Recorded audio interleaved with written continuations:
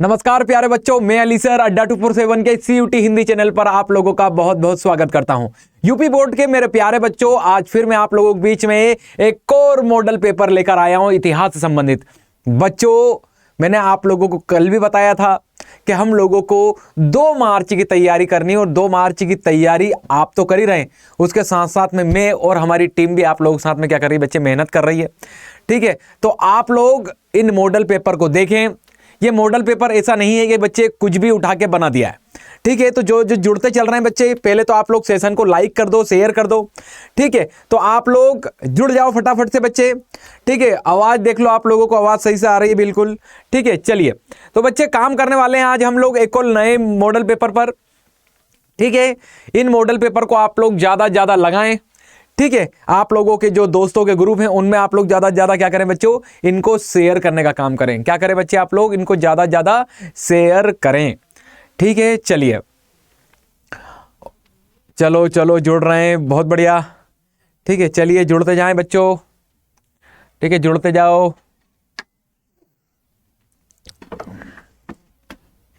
फटाफट जुड़ जाओ आप लोग, फिर हम लोग आगे बढ़ते हैं, पेपर को देखते हैं बच्चे। ठीक है,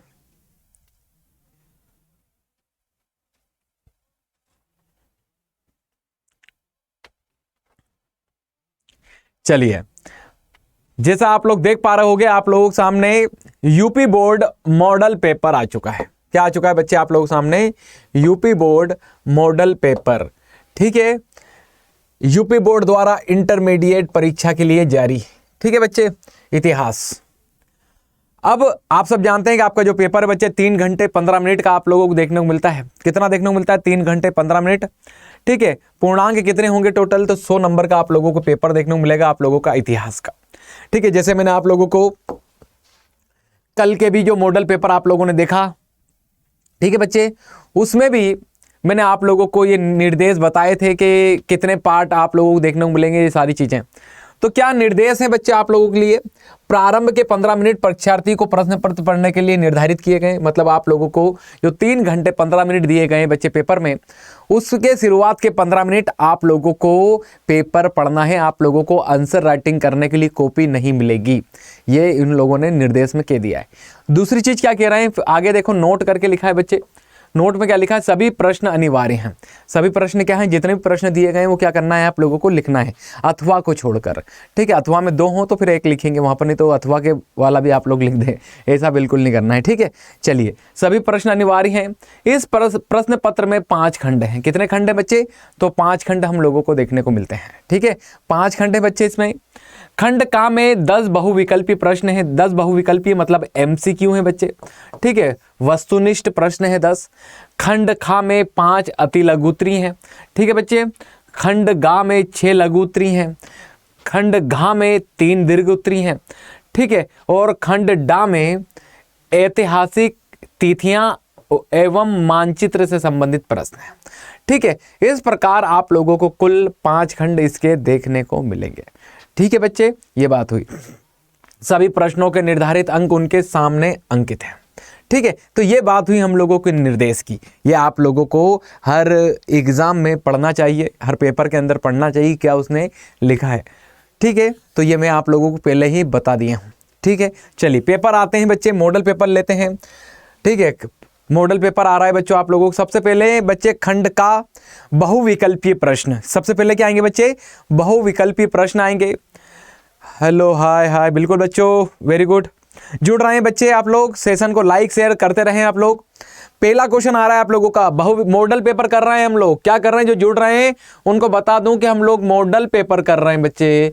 और सबसे पहले खंड का लिया है। खंड का में बहुविकल्पीय प्रश्न आ रहे हैं। कौन से प्रश्न आ रहे हैं बच्चे? सबसे पहले तो बहुविकल्पीय प्रश्न आ रहे हैं। ठीक है बच्चे, बहुविकल्पीय प्रश्न आ रहे हैं आप लोगों के। अब बहुविकल्पी प्रश्न में पहला बहुविकल्पी प्रश्न क्या आ रहा है बच्चों? देखो, हड़प्पा सभ्यता के साक्ष्य सर्वप्रथम किस स्थान से प्राप्त हुए थे?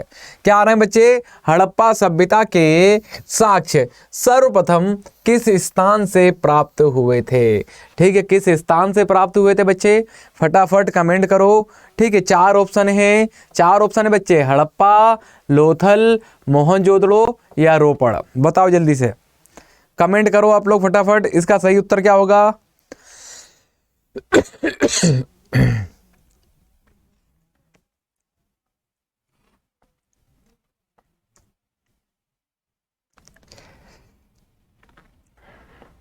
कमेंट करो प्यारे बच्चों जल्दी से, इसका सही उत्तर क्या होने वाला है?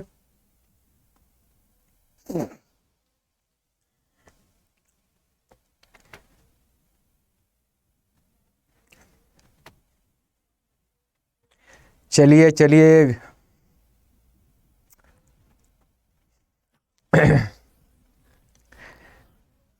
बच्चों बात करें इसके सही उत्तर की, बिल्कुल आप लोग सही उत्तर दे रहे हैं, ठीक है।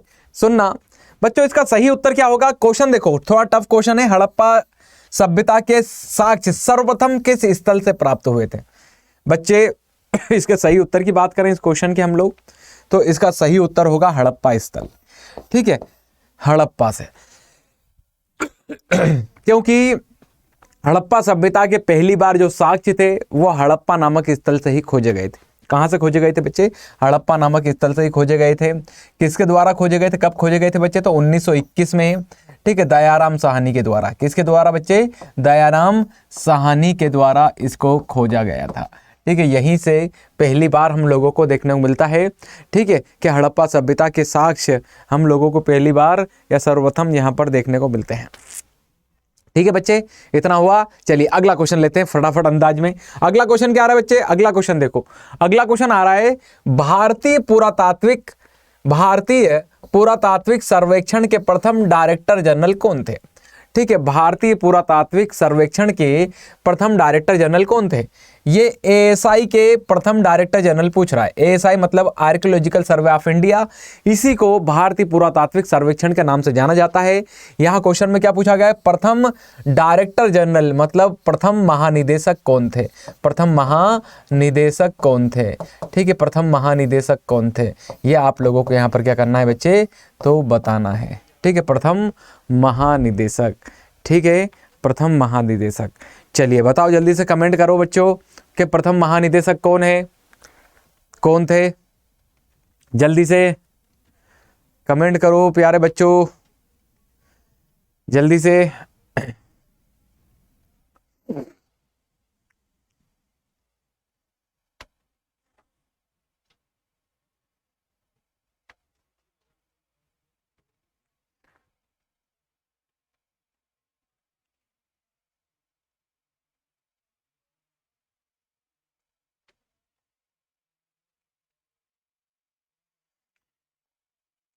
चलिए जल्दी से कमेंट करो बच्चों, बताओ जल्दी से आप लोग।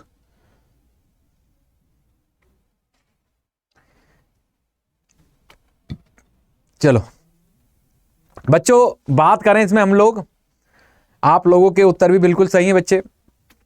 भारतीय पुरातत्व सर्वेक्षण के प्रथम डायरेक्टर जनरल कौन थे? बच्चे इसका राइट आंसर जो होगा ना वो होगा कनिंघम। इन्हीं कनिंघम को अलेक्जेंडर कनिंघम कहा जाता है। क्या कहा जाता है बच्चे? अलेक्जेंडर कनिंघम कहा जाता है, ठीक है। इन्हीं को भारतीय पुरातत्व सर्वेक्षण का प्रथम डायरेक्टर जनरल बनाया गया था।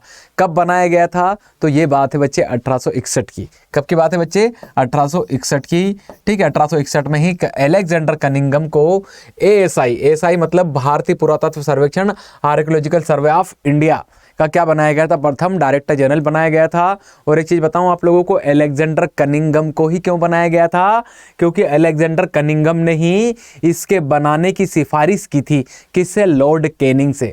तो इन्हें अलेक्जेंडर कनिंघम को भारतीय पुरातात्विक सर्वेक्षण का जनक भी कहा जाता है बच्चे। क्या कहा जाता है? ये लिख लेना आप लोग। एएसआई का क्या कहा जाता है? इसको जनक भी कहा जाता है, या पिता भी कहा जाता है, या पितामह भी कहा जाता है, ठीक है। ये सब एग्जाम के क्या है बच्चे? आप लोगों की एग्जाम के क्वेश्चन हैं। क्या है बच्चे? आप लोगों की एग्जाम के ये सारे के सारे हम लोगों को क्वेश्चन देखने को मिलते हैं। क्या देखने को मिलते हैं हम लोगों को? ये सारे आप लोगों के एग्जाम में क्वेश्चन पूछे जा सकते हैं। अब ये क्वेश्चन ऐसा ना पूछ के ऐसा भी पूछा सकता है।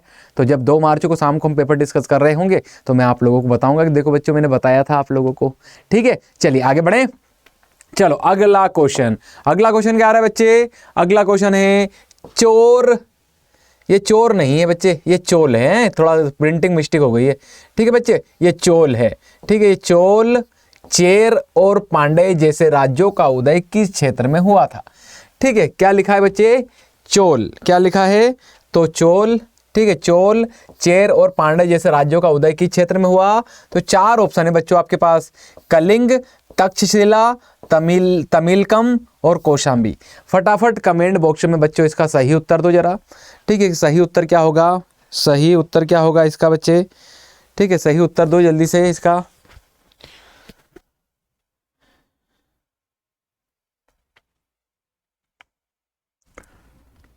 बच्चों जल्दी से इसका सही उत्तर दो प्यारे बच्चों।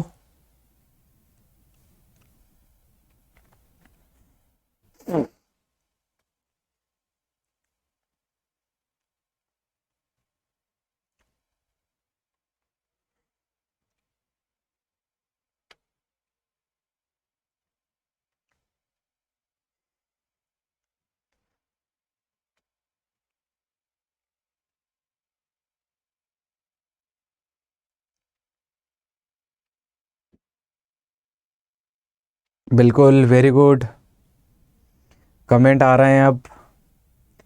चलिए चलिए चलिए चलिए चलिए, वेरी गुड वेरी गुड बच्चों। इसका राइट आंसर जो होगा, ठीक है, चोल, चेर, पांड्य जैसे राज्यों का उदय किस क्षेत्र में हुआ? इसका सही उत्तर हम लोगों को देखने को मिलेगा तमिलकम। क्या देखने को मिलेगा बच्चे हम लोगों को? इसका सही उत्तर तमिलकम। हम लोगों को इसका सही उत्तर देखने को मिलेगा Tamilakam is a right answer. किसका? तो चोल, चेर और पांड्य जैसे राज्यों के उदय में। ठीक है, दक्षिण तमिलकम आप लोग देखोगे कहाँ तमिलकम है बच्चे? तो ये हम लोग पूरा दक्षिण भारत बना लेते हैं।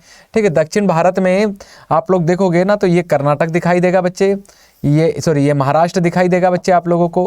ठीक है, ये कर्नाटक होगा बच्चे, क्या होगा? ये कर्नाटक होगा। ठीक है, इसी से लगा आप लोगों को केरला, केरला से तमिलनाडु, ठीक है, आंध्र प्रदेश, इस प्रकार से। तो ये जो तमिलम क्षेत्र था ना बच्चे, तमिलम, ठीक है, यहीं आप लोगों को चेर, चोल, पांड्य, ठीक है, जो आप लोग तमिलनाडु के नाम से जानते हैं, ठीक है, उसी क्षेत्र को तो चेर, चोल, पांड्य जैसे राज्यों का उदय इसी क्षेत्र में।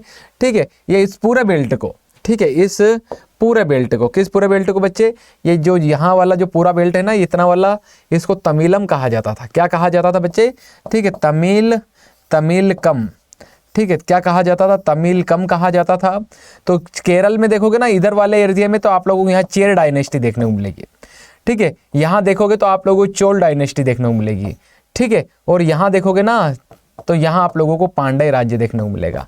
ठीक है, तो तीनों डायनेस्टी का जन्म, ठीक है, हम लोगों को इसी तमिलकम क्षेत्र में देखने को मिलता है। ठीक है, चलिए आप लोगों ने भी उत्तर दिए हैं। चलिए आगे बढ़ते हैं बच्चों। ठीक है, आगे बढ़े, अगला क्वेश्चन डिस्कस करें। चलो अगला क्वेश्चन क्या आ रहा है, जल्दी फटाफट इसका जवाब देना है आप लोगों को। दिव्य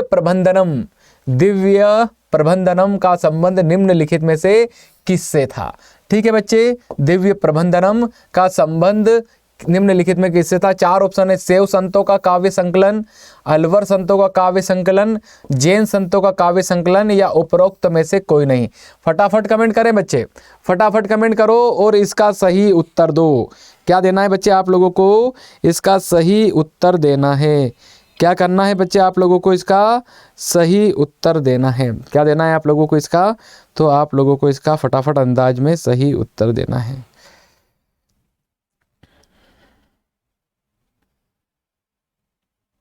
फटाफट उत्तर दो बच्चों।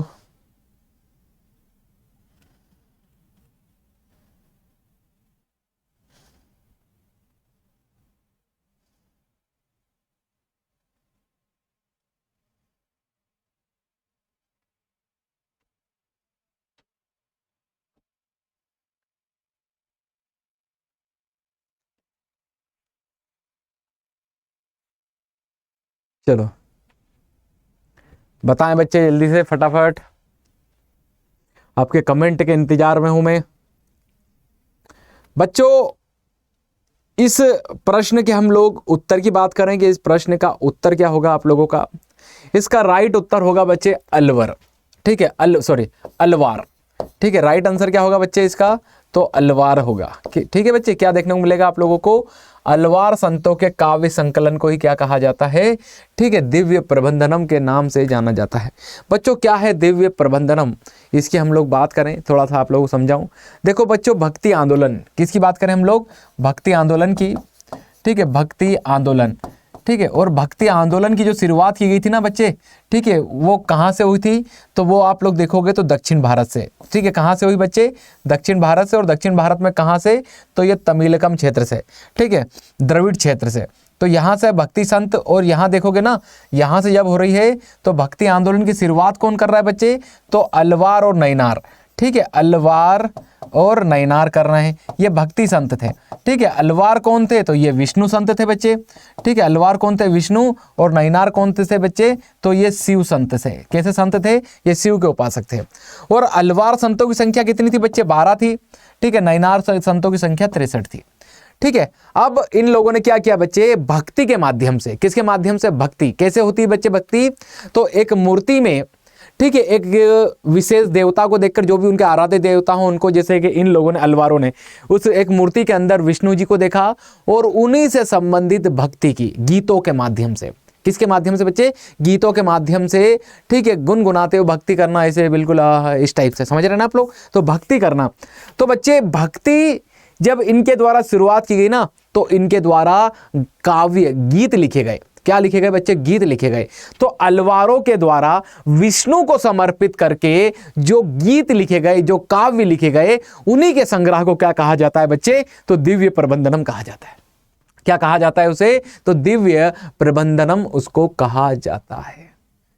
इतना क्लियर हुआ बच्चे? चलिए आगे बढ़े। तो ये बात हुई हम लोगों की। ठीक है, इनका भी बता दो, नैनार। ठीक है, नैनारों के भी भक्ति संत थे, 63 थे। इन लोगों के काव्य संग्रह को क्या कहा जाता है? तो देवारम कहा जाता है। क्या कहा जाता है बच्चे? देवारम। इन्होंने भी तो शिव को समर्पित क्या किए होंगे? गान किया होगा, गीत गाए होंगे। तो शिव से समर्पित जो इनके नैनारों के जो हम लोगों को काव्य संग्रह का जो रूप देखने को मिलता है, वो देवारम देखने को मिलता है। और अलवारों का क्या देखने को मिलता है? दिव्य प्रबंधनम हम लोगों को देखने को मिलता है। ठीक है बच्चे, समझ में आया? मैं दोनों तरह, ऐसा नहीं कि डायरेक्ट बता दिया बस इसका आंसर, मैं आपको ये भी बता रहा हूं कि ऐसे ऐसे ऐसे। अब देखो, ये क्वेश्चन कैसे पूछा जा सकता है था? ये क्वेश्चन ऐसे पूछा जा सकता था, देवारम का संबंध निम्नलिखित में से किससे था? ठीक है, देवारम। अब यही ऑप्शन होते, शैव संतों का काव्य संकलन, अलवार संतों का काव्य संकलन, जैन संतों का काव्य संकलन, या उपरोक्त, तो इसका आंसर क्या होता? तो इसका आंसर होता बच्चे शैव संतों का काव्य संकलन। समझ पा रहे हैं ना आप लोग? चलिए, इतना समझ में आया? कमेंट करके बता दो कि हाँ सर, ओके, डन। चलें आगे बढ़िए, ऐसा बोल दो जल्दी से फटाफट।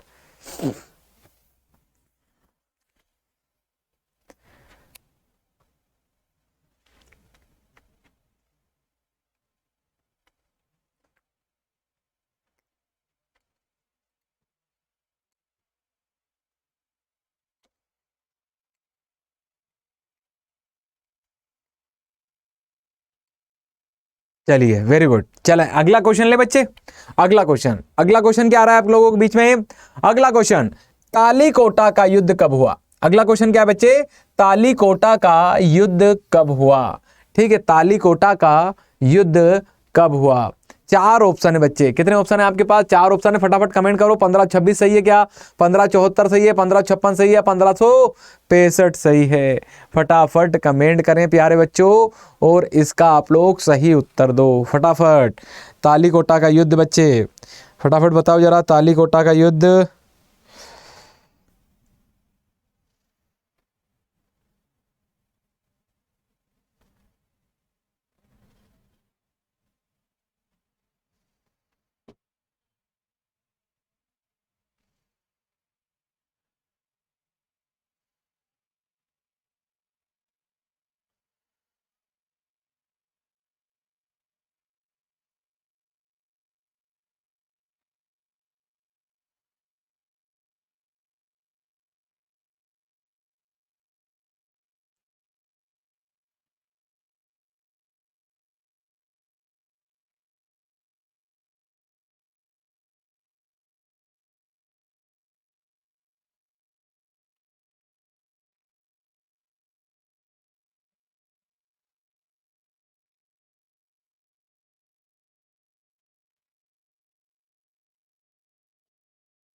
चलो जल्दी से।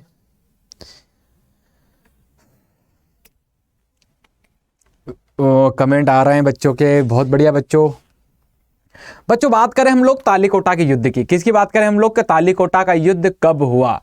ठीक है बच्चे, तो बात करें तालीकोटा का जो युद्ध हुआ ना बच्चे, 1565 को हुआ। कब देखने को मिलता है हम लोगों को? तो 1565 को हम लोगों को देखने को मिलता है। अब बात करें तालीकोटा के युद्ध की, किसकी चर्चा करें बच्चे हम लोग? तालीकोटा के युद्ध की, कि तालीकोटा का युद्ध हम लोगों को कहाँ देखने को मिलता है, ठीक है, और किन के बीच में ये युद्ध लड़ा गया था। ठीक है, तालीकोटा का युद्ध आप लोग देखोगे ना, तालीकोटा का युद्ध जो था बच्चे, ठीक है, तालीकोटा का जो युद्ध था, ठीक है, ये कहाँ लड़ा गया था, किन के बीच लड़ा गया था, ठीक है, इसी पे हम लोग चर्चा करें।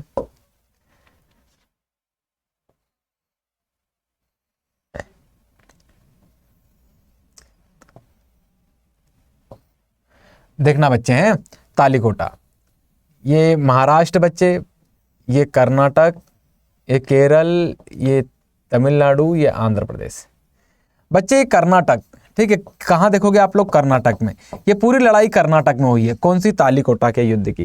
किन किन के बीच में लड़ा गया युद्ध, ये आप लोगों से क्वेश्चन पूछा जा सकता है।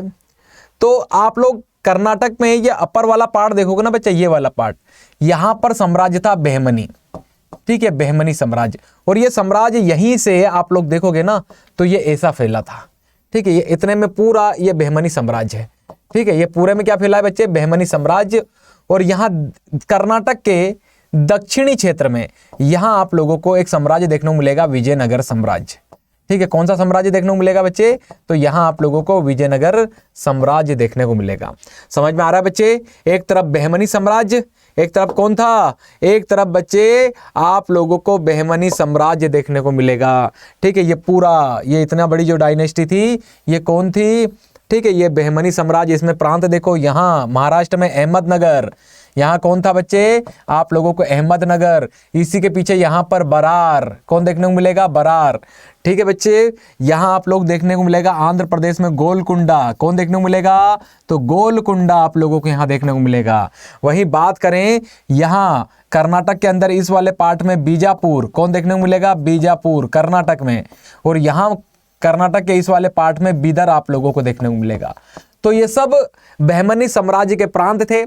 ये 1565 तक आते आते ये जो जितने भी बीजापुर, अहमदनगर, बरार, गोलकुंडा, बीदर, ये बहमनी साम्राज्य से अलग होके ये खुद छोटे छोटे क्या बन चुके थे बच्चे? राज्य बन चुके थे। ये क्या बन चुके थे? राज्य बन चुके थे। ये वही राज्य बन चुका था, ये भी राज्य बन चुका था, अलग हो गए थे।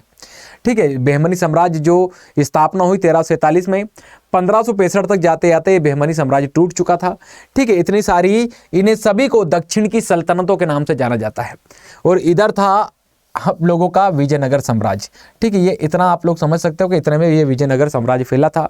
बहमनी ताकतों के सामने विजयनगर कुछ नहीं था, लेकिन इसकी कूटनीति, डिप्लोमेसी इतनी तगड़ी थी कि बहमनियों का नाक में दम कर रखा था किसने? विजयनगर के शासकों ने। ठीक है बच्चे, अब इन दोनों डायनेस्टी के बीच में जो लड़ाई उत्पन्न हुई ना बच्चे, कि क्षेत्र को लेकर उत्पन्न हुई। ठीक है, तो यहाँ इन दोनों साम्राज्य के बीच में बच्चों, यहाँ कृष्णा और तुंगभद्रा नदी के बीच में, कौन से बच्चे? कृष्णा और तुंगभद्रा नदी के बीच में एक क्षेत्र पड़ता है रायचूर। कौन सा क्षेत्र पड़ता है? रायचूर क्षेत्र।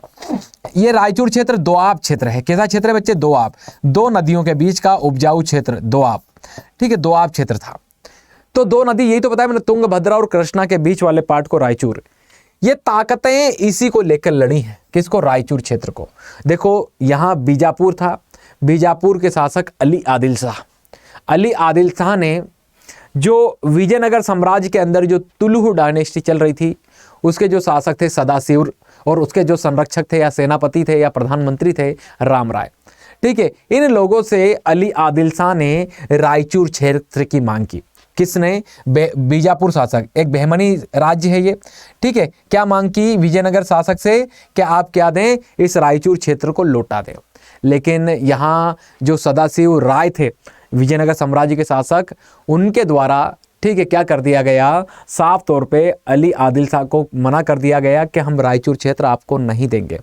ठीक है, अब जब नहीं देंगे तो बीजापुर का जो शासक था अली आदिल शाह, ये बड़ा गुस्साहित हो गया। ठीक है, गुस्सा आ गया इस बंदे को, और इसने क्या किया, जितने भी इसकी सल्तनतें थी इसके आसपास की, अहमदनगर, बरार, बिदर, गोलकुंडा, सबको इसने चिट्ठी लिखी कि एक हो जाओ सभी, हम लोगों को लड़ना है किससे, विजयनगर शासकों से। ठीक है, तो इसने सबको राजी कर लिया। ठीक है, अहमदनगर को राजी कर लिया, गोलकुंडा को राजी कर लिया, बिदर को राजी कर लिया, लेकिन किसको राजी नहीं कर पाया, ये बरार को, कि बरार और गोलकुंडा के बीच में लड़ाई थी। बरार ने कह दिया था कि तुम गोलकुंडा को तुम्हारे साथ शामिल करते हो तो मैं नहीं आऊँगा। ठीक है, तो गोलकुंडा अंततः शामिल हुआ था इस लड़ाई में, बरार शामिल नहीं हुआ। अब अली आदिल शाह ने विजयनगर साम्राज्य पर आक्रमण कर दिया। ये कब की बात थी बच्चे, तो 23 जनवरी, ठीक है, 23 जनवरी 1565 की।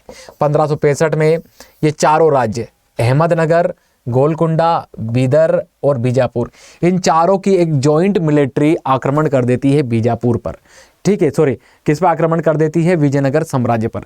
और इन लोगों ने आक्रमण किया विजयनगर साम्राज्य पे, और परिणाम क्या हुआ कि इन चारों दक्षिण की छोटे छोटे राज्यों ने मिलकर जब विजयनगर को लूटा, किस लिए, कौन सा क्षेत्र की मांग की थी, रायचूर क्षेत्र की, और लड़ाई हुई ना, तो बाहरी आप लोगों को देखने को मिलेगा कि जो विजयनगर साम्राज्य था ये पूरी तरीके से नष्ट कर दिया इस लड़ाई ने। ठीक है, इन चारों राज्यों की ज्वाइंट मिलिट्री ने, ठीक है, विजयनगर शासक सदाशिव राय की हत्या कर दी। ठीक है, और राम राय यहाँ पर मारा गया। कई सारी चीज़ें हम लोगों को यहाँ पर होती हुई दिखाई देंगी, और ये युद्ध, ठीक है, हम लोगों को यहाँ होता हुआ दिखाई देगा 23 जनवरी 1565 को तालीकोटा नामक स्थान पर, कर्नाटक में। आप लोगों को कृष्णा नदी के किनारे जगह पड़ती है। इस युद्ध को राक्षसी तांगड़ी का युद्ध भी कहा जाता है। क्या कहा जाता है बच्चे, तालीकोटा के युद्ध को। ठीक है, इतना भयंकर युद्ध था, आप लोगों के सामने कितना, जितना मैं बयां करूंगा उतना यहाँ पर बातें कम होंगी इस युद्ध को लेकर। ठीक है, इस तालीकोटा के युद्ध को राक्षसी तांगड़ी बन्नी हट्टी के युद्ध के नाम से भी इसको जाना जाता है। कई नाम, एक तालीकोटा तो इसका नाम है ही बच्चों। इतना समझ में आया बच्चों। चलो आगे बढ़ूं, अगला क्वेश्चन लूं प्यारे बच्चों। चलिए अगला क्वेश्चन कमेंट करके बता दो कि हाँ सर इतना हम लोगों को मजा आ गया इतने में। ठीक है, चलिए अगला क्वेश्चन लेते हैं। अगला क्वेश्चन क्या आ रहा है बच्चों, अगला क्वेश्चन है हुमायूं नामा की रचना किसने की थी। ठीक है, हुमायूं नामा की रचना किसने की थी। ठीक है, फटाफट कमेंट करो बच्चों और इसका उत्तर दो। क्या बाबर ने की थी, गुलबदन बेगम ने की थी, हुमायूं ने की थी, या रोशन आरा ने की थी। ठीक है, फटाफट कमेंट करो और इसका सही उत्तर दो प्यारे बच्चों। फटाफट कमेंट करो और इसका सही उत्तर दो आप लोग कि इसका उत्तर क्या होने वाला है सही।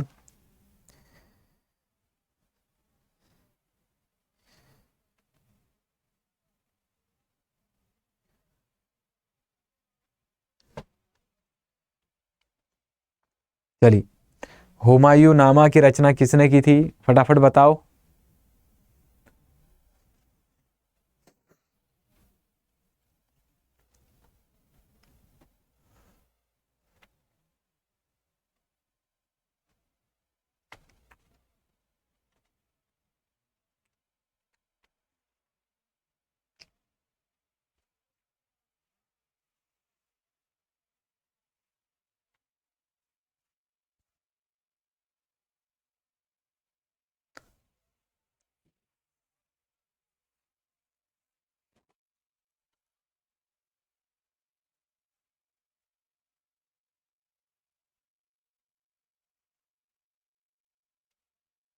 चलिए कमेंट आने लगे हैं बच्चों आप लोगों के, गुड, बहुत बढ़िया।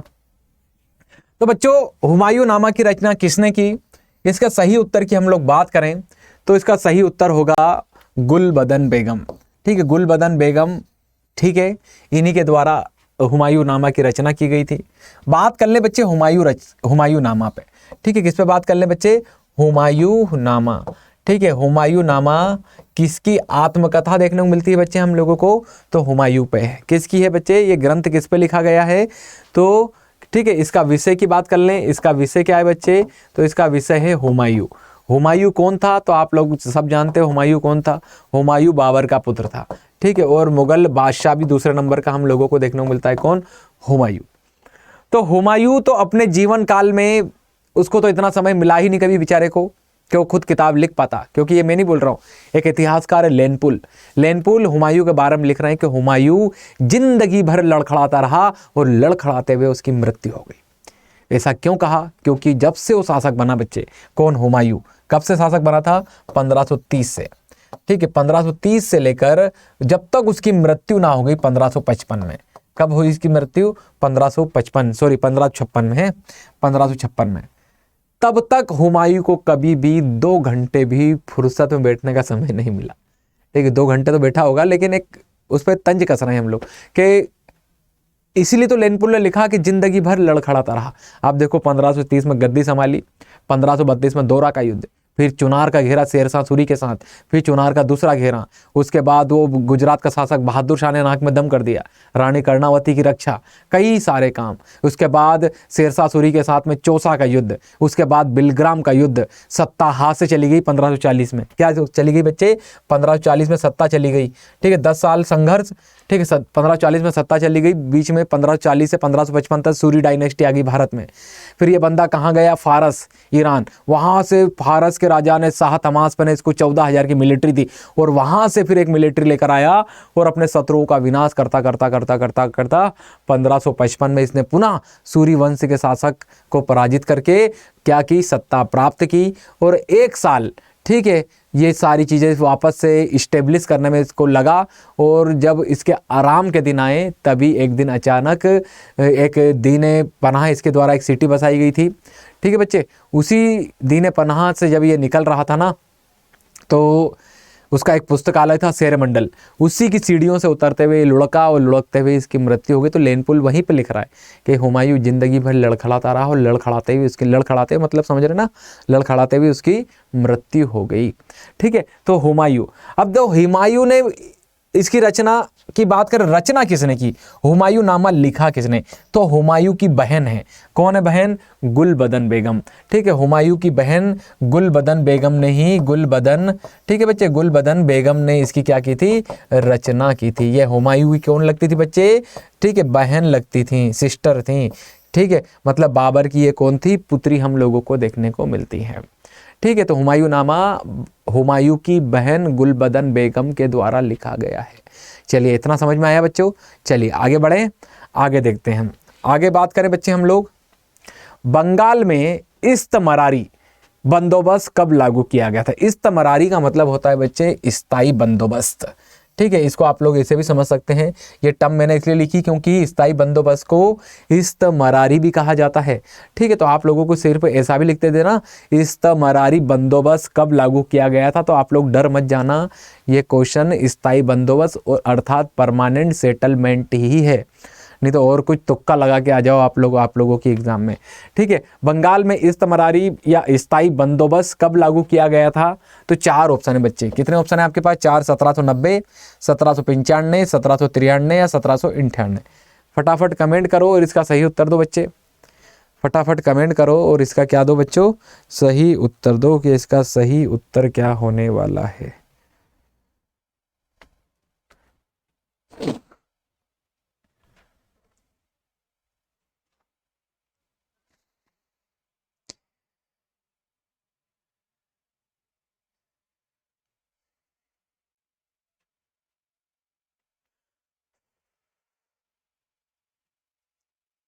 चलिए चलिए,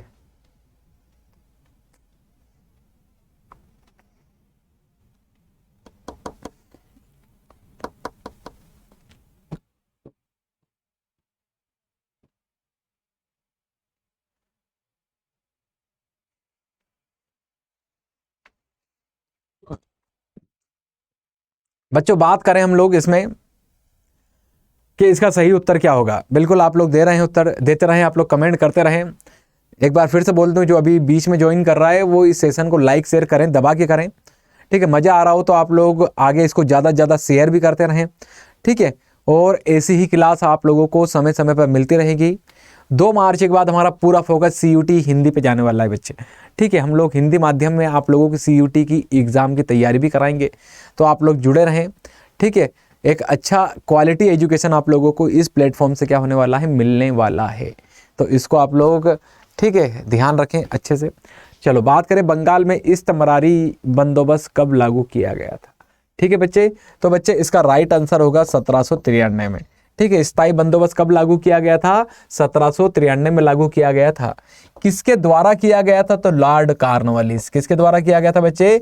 तो लॉर्ड कॉर्नवालिस के द्वारा इसको क्या किया गया था, लागू किया गया था। किसके द्वारा लागू किया गया था, तो लॉर्ड कॉर्नवालिस के द्वारा इसे लागू किया गया था।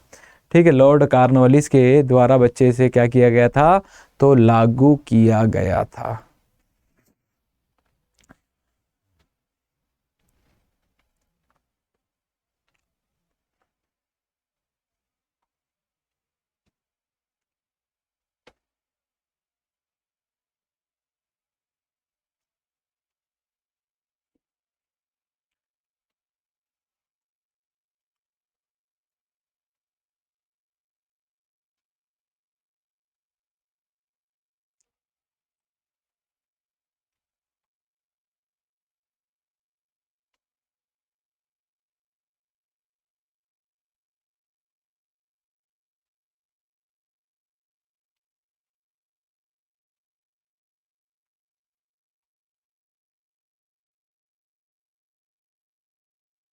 चलो, इतना समझ में आया आप लोगों को, कमेंट कर रहे हैं आप लोग।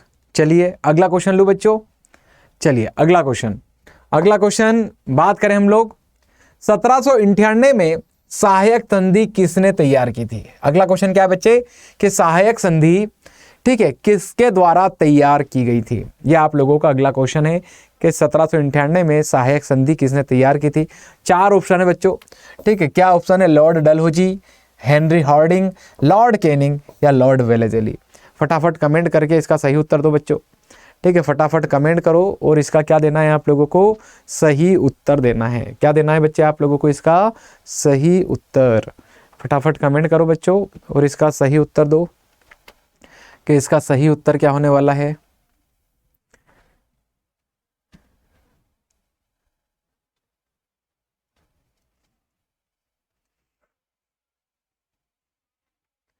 चलिए, very good very good very good, बहुत बढ़िया।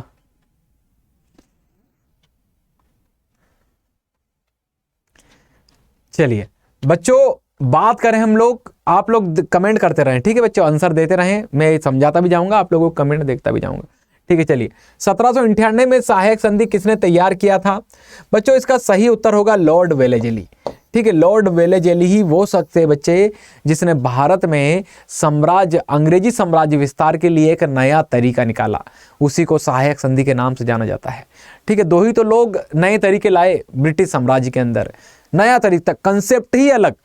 ऐसा कंसेप्ट पहले आप लोगों को इतिहास में कहीं भी देखने को नहीं मिलेगा। एक तो लॉर्ड वेलेजली जो सहायक संधि लेकर आया, और एक लॉर्ड डलहौजी जो हड़प नीति लेकर आया, ठीक है। जैसे डॉक्ट्रिन ऑफ लैप्स अर्थात गोद निषेध प्रथा, कई नामों से उसको जाना जाता है बच्चे इतिहास के अंदर।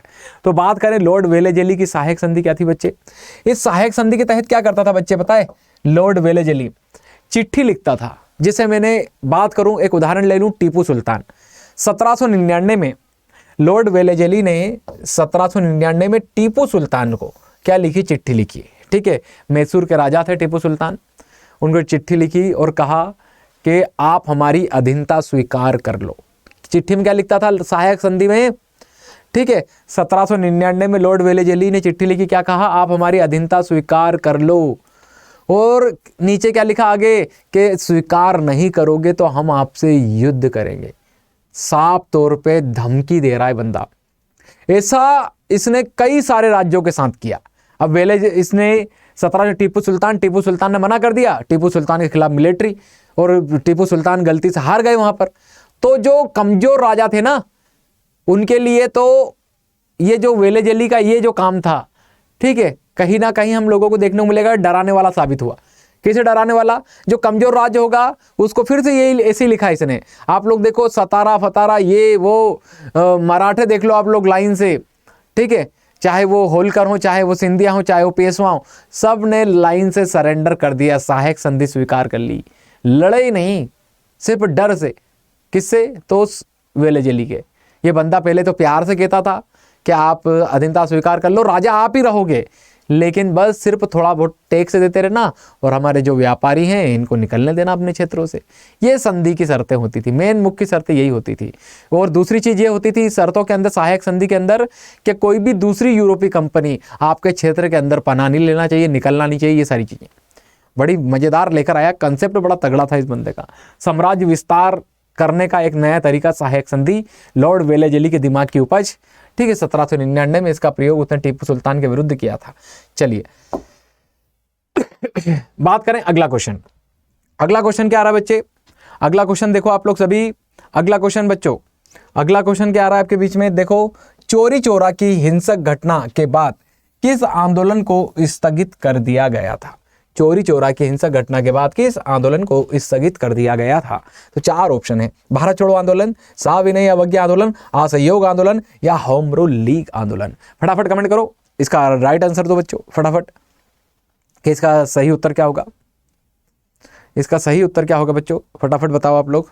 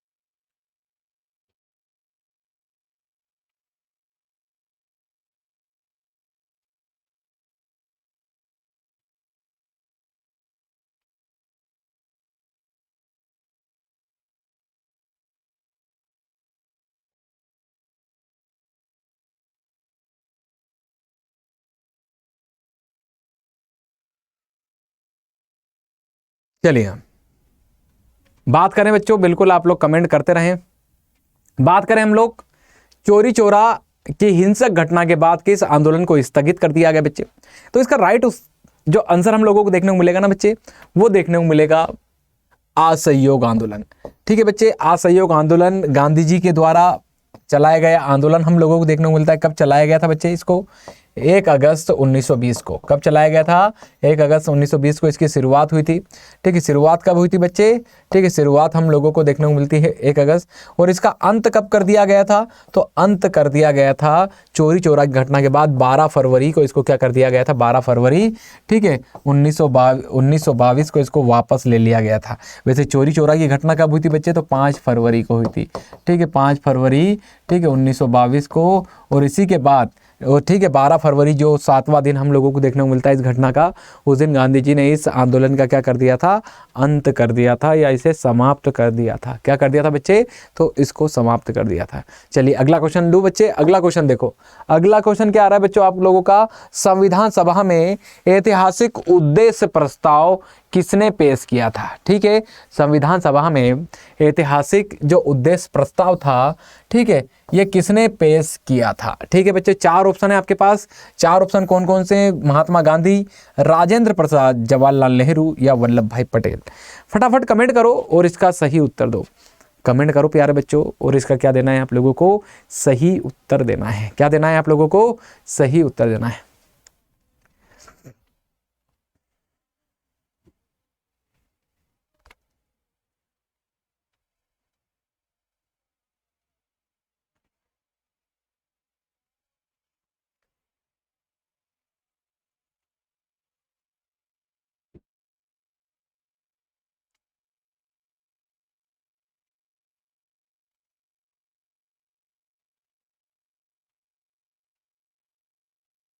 चलिए कमेंट आने दें आप लोग आपके, ठीक है। तो बच्चों बात करें हम लोग, संविधान सभा में ऐतिहासिक उद्देश्य प्रस्ताव किसने पेश किया था? बच्चों इसका राइट जो उत्तर होगा ना, ये होगा जवाहरलाल नेहरू। कौन होगा बच्चे? जवाहरलाल नेहरू ने ही उद्देश्य प्रस्ताव जो था ना बच्चे, क्या था? उद्देश्य प्रस्ताव। इस उद्देश्य प्रस्ताव को क्या किया था? पेश किया था। क्या था उद्देश्य प्रस्ताव बच्चे? इसकी बात करें कब पेश किया था, तारीख भी पूछ ली जाती है। 13 दिसंबर। कब की बात है बच्चे? 13 दिसंबर। ठीक है, 13 दिसंबर हम लोगों को देखने को मिलता है 1946 को। ठीक है, 13 दिसंबर 1946 को ही जवाहरलाल नेहरू के द्वारा उद्देश्य प्रस्ताव पेश किया गया था। और इस उद्देश्य प्रस्ताव में क्या कहा गया था जवाहरलाल नेहरू के द्वारा?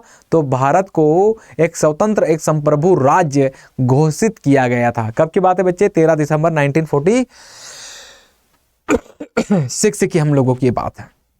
ठीक है, चलिए अगला क्वेश्चन लो। ये आप लोगों के बच्चे 10 बहुविकल्पीय क्वेश्चन थे। क्या थे आप लोगों के? अब आप लोगों के आगे चलकर अति लघुत्तरीय आने वाले हैं। क्या आने वाले हैं बच्चे आप लोगों के? अब आगे अति लघुत्तरीय क्वेश्चंस आने वाले हैं। ठीक है, उसी पे हम लोग काम करने वाले हैं। चलिए अति लघुत्तरीय, पहला अति लघुत्तरीय आ रहा है, देखो खंड बा। ठीक है, इसके बाद अति लघुत्तरीय प्रश्न है। पहला आ रहा है, विजयनगर साम्राज्य की स्थापना किसने और कब की थी? फटाफट कमेंट करो, फटाफट कमेंट करके बता दो कि हाँ सर इसका उत्तर ये है। ठीक है, फटाफट कमेंट करो प्यारे बच्चों। ठीक है, और इसका उत्तर बताओ जल्दी से कि इसका उत्तर ये होने वाला है। ठीक है, अब मेरी बात सुनना बच्चों, बहुविकल्पी प्रश्न में मैं आप लोगों से पूछ रहा था। ठीक है, अब ज़्यादा मैं आप लोगों को बताऊंगा और मुझे ऐसा लगा तो वहां मैं पूछूंगा भी। ठीक है बच्चे, चलिए फटाफट बताओ इसमें आप लोग कि विजयनगर साम्राज्य की स्थापना किसने और कब की थी? क्योंकि ये एक ऑब्जेक्टिव टाइप की क्वेश्चन, लेकिन इसमें अति लघुत्तरीय में लिखना टाइप है हम लोगों को। ठीक है, बताओ जल्दी से, विजयनगर साम्राज्य की स्थापना किसने और कब की थी?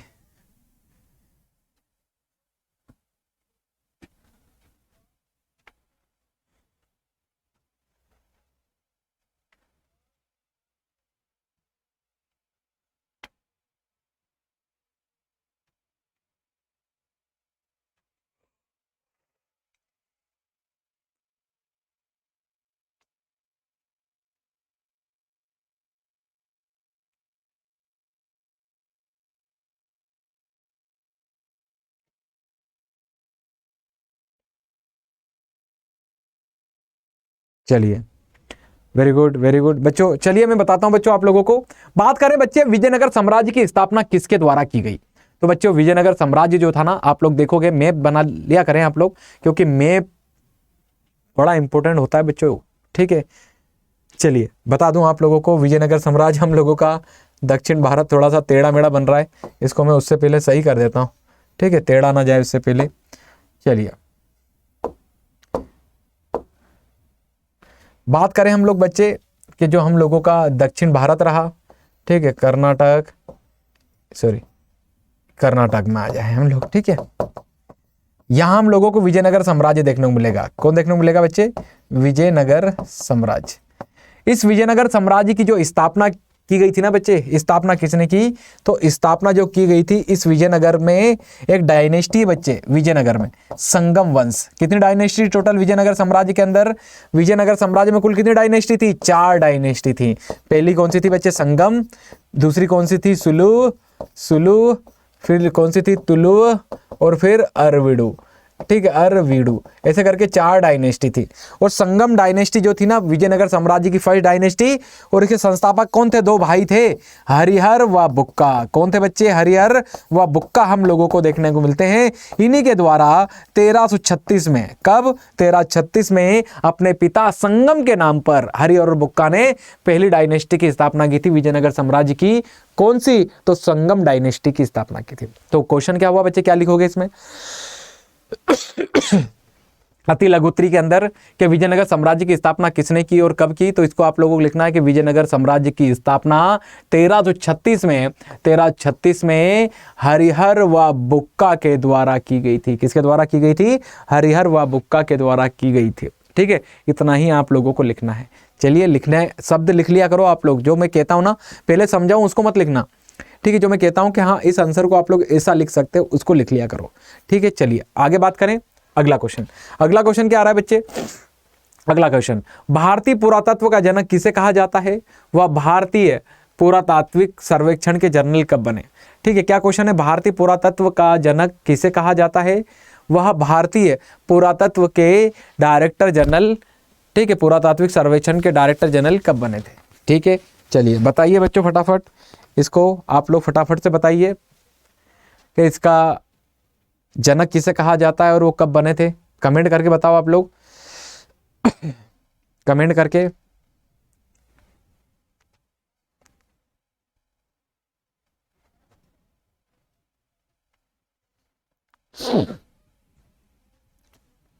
चलो मैं बताता हूं बच्चों, आप लोग भारतीय पुरातत्व का जनक किसे कहा जाता है, और वह भारतीय पुरातत्व के सर्वेक्षण के जनरल डायरेक्टर का बन। जैसे बच्चों मैंने आप लोगों को अभी पीछे एमसीक्यू करा रहा था, वहां पे भी मैंने आप लोगों को बताया था, ठीक है, कि जो भारतीय पुरातत्व सर्वेक्षण है मतलब एएसआई, ठीक है, भारतीय पुरातत्व सर्वेक्षण को किस नाम से पुकारा जाता है इंग्लिश में? ASI, archaeological survey of India के नाम से। बच्चे इसकी स्थापना कब हुई थी? 1861 में हुई थी। कब हुई थी? 1861 में। और इसकी स्थापना को लेकर, ठीक है, सुनना, एएसआई की स्थापना 1861 में, और किसने इसकी स्थापना की थी? ठीक है, संस्थापक कौन थे इसके? तो इसके संस्थापक थे लॉर्ड कैनिंग, ठीक है, लॉर्ड कैनिंग थे, क्योंकि लॉर्ड कैनिंग इस समय कौन थे बच्चे? वायसराय थे। और किसी भी चीज की स्थापना करने की पावर किसके पास थी? तो वो वायसराय के पास थी, इसीलिए उनको क्रेडिट जाता है इसकी स्थापना का। लेकिन बात करें हम लोग बच्चे किस चीज की, कि इनको सलाह किसने दी थी इसको बनाने की? ठीक है, जिसने सलाह दी वही क्या कहलाएगा बच्चे? जनक कहलाएगा। क्या कहलाएगा बच्चे? वही जनक कहलाएगा। किसका? तो एएसआई का। तो जनक कौन था? कौन बंदा था जिसने, ठीक है, सलाह दी थी लॉर्ड कैनिंग को? तो अलेक्जेंडर कनिंघम। कौन थे बच्चे? अलेक्जेंडर कनिंघम ने ही लॉर्ड कैनिंग को इस प्रकार का डिपार्टमेंट बनाने की क्या दी थी? सलाह दी थी। क्योंकि 1853 से 1856 के बीच में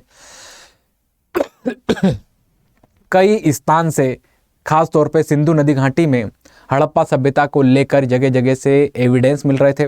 उसी की खुदाई को लेकर अलेक्जेंडर कनिंघम ने सलाह दी थी लॉर्ड कैनिंग को एक डिपार्टमेंट बनाओ जो इसका काम ही क्या होगा? खुदाई करने का होगा। अब देखो, लॉर्ड कैनिंग ने 1861 में डिपार्टमेंट बना दिया एएसआई, ठीक है, भारतीय पुरातत्व सर्वेक्षण, और बना तो दिया, लेकिन फिर लॉर्ड कैनिंग ने क्या कहा? ठीक है, अलेक्जेंडर कनिंघम को, भैया सलाह तो तुमने ही दी थी एएसआई बनाने की, अब तुम पहले डायरेक्टर जनरल भी बनो इसके। तो लॉर्ड अलेक्जेंडर कनिंघम ही इसके जर्नल भी बने थे फिर पहले। ठीक है बच्चे, चलिए, तो ये बात हुई हम लोगों की इसमें। तो इसमें क्या लिखोगे आप लोग? इसका आंसर कैसे लिखना है आप लोगों को? 2 सेकंड रुकना है बच्चों।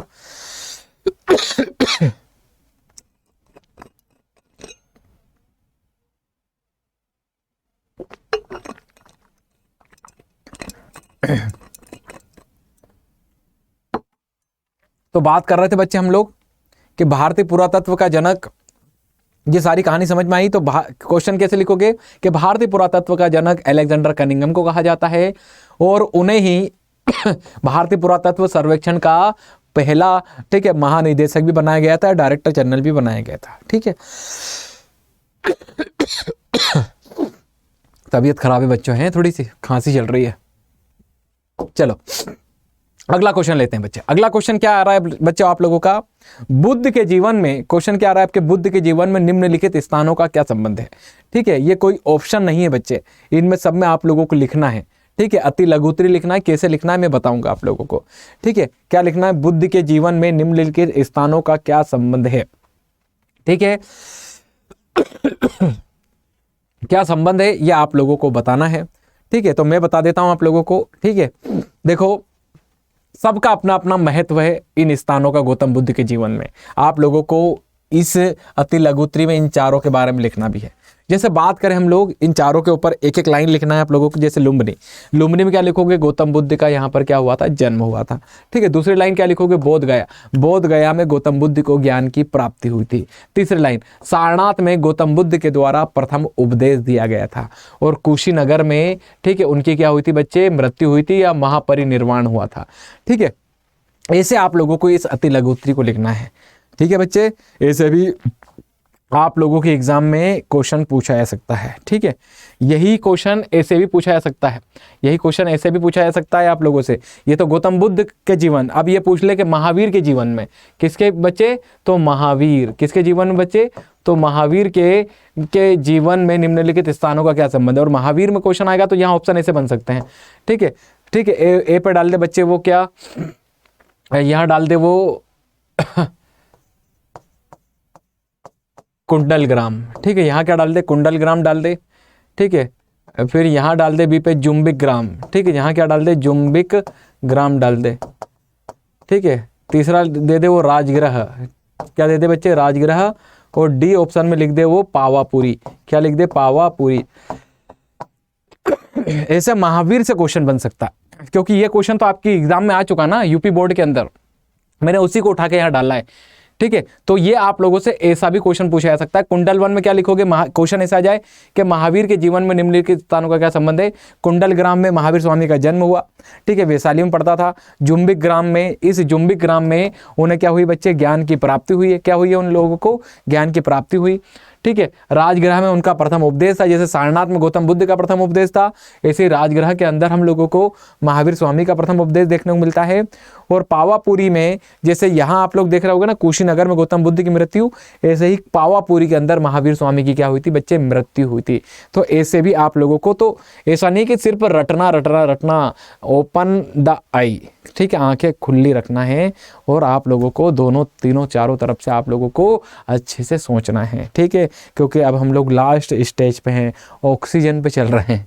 किस पे चल रहे हैं बच्चे, हम लोग ऑक्सीजन पे। और ऑक्सीजन पे जब बंदा चलता है ना तो उसके पास कोई ऑप्शन नहीं होता है, ठीक है। चलिए आगे बढ़ें। अगला क्वेश्चन क्या आ रहा है बच्चे, ठीक है। 1857 के विद्रोह के किन्हीं दो प्रमुख केंद्रों और उनके नेताओं के नाम बताइए, ठीक है। आप सब जानते हैं 1857 की क्रांति हुई बच्चे, जगह जगह से आप लोगों को विद्रोही देखने को मिलेंगे। तो उन विद्रोहियों में से बच्चे सिर्फ 2 ही केंद्रों का नाम लिखना है, सिर्फ इस क्वेश्चन में 2 कोई भी केंद्र बता देना, ठीक है। चाहे दिल्ली लिख देना, कानपुर लिख देना, झांसी लिख देना, जो लिखना चाहो, और वहां से उसके नेता का नाम। जैसे उदाहरण ले लूं मैं किसका, कानपुर का। किसका ले लूं बच्चे, कानपुर, ठीक है। कानपुर केंद्र था 1857 की क्रांति का बच्चे, ठीक है। कानपुर से विद्रोही नेता कौन थे, तो नाना साहब थे। कौन थे बच्चे, नाना साहब, ठीक है, नाना साहब। ये कौन थे बच्चे, नाना साहब जो अंतिम मराठा जो पेशवा थे बाजीराव सेकंड, उनके गोद लिए हुए पुत्र थे, दत्तक पुत्र थे। इनको धोंदू पंत के नाम से भी जाना जाता है, ठीक है। नाना साहब, इनके द्वारा बिगुल बजाया गया था कानपुर से। झांसी लिख सकते हो, बड़ा फेमस स्थान है झांसी। झांसी से किसने, तो रानी लक्ष्मीबाई ने, ठीक है। यहाँ क्या लिख सकते हो, झांसी में रानी लक्ष्मीबाई। दिल्ली लिखना चाहो दिल्ली लिख देना, ठीक है। इलाहाबाद लिखना चाहो लियाकत अली, वो लिख देना। अवध लिख देना, ठीक है। बेगम हजरत महल अवध से वो क्या करती हैं, लीड करती हैं, ठीक है। वाजिद अली शाह की पत्नी थी, ठीक है। चलिए, तो और भी कई सारे नाम लिख सकते हो आप लोग, ठीक है। एग्जाम में ये सब क्वेश्चन आ सकते हैं आप लोगों को, क्या हो सकते हैं बच्चे, आप लोगों की एग्जाम में ये क्वेश्चन बन सकते हैं। तो इसलिए आप लोग इनको प्रिपेयर भी करें अच्छे से। चलिए अगला क्वेश्चन ले बच्चे। अगला क्वेश्चन क्या आ रहा है आपके बीच में, अगला क्वेश्चन देखो। अगला क्वेश्चन, भारत का संविधान कब लागू किया गया था, संविधान सभा के अध्यक्ष कौन थे। भारत का संविधान लागू कब किया गया था, संविधान सभा के अध्यक्ष कौन थे, ठीक है। इसी को आप लोगों को बताना है। फटाफट कमेंट करके बताओ इसका अंतर, फटाफट कमेंट करो, इसका उत्तर क्या होगा बच्चों। फटाफट कमेंट करो और इसका उत्तर बताओ जल्दी से कि इसका उत्तर क्या होगा।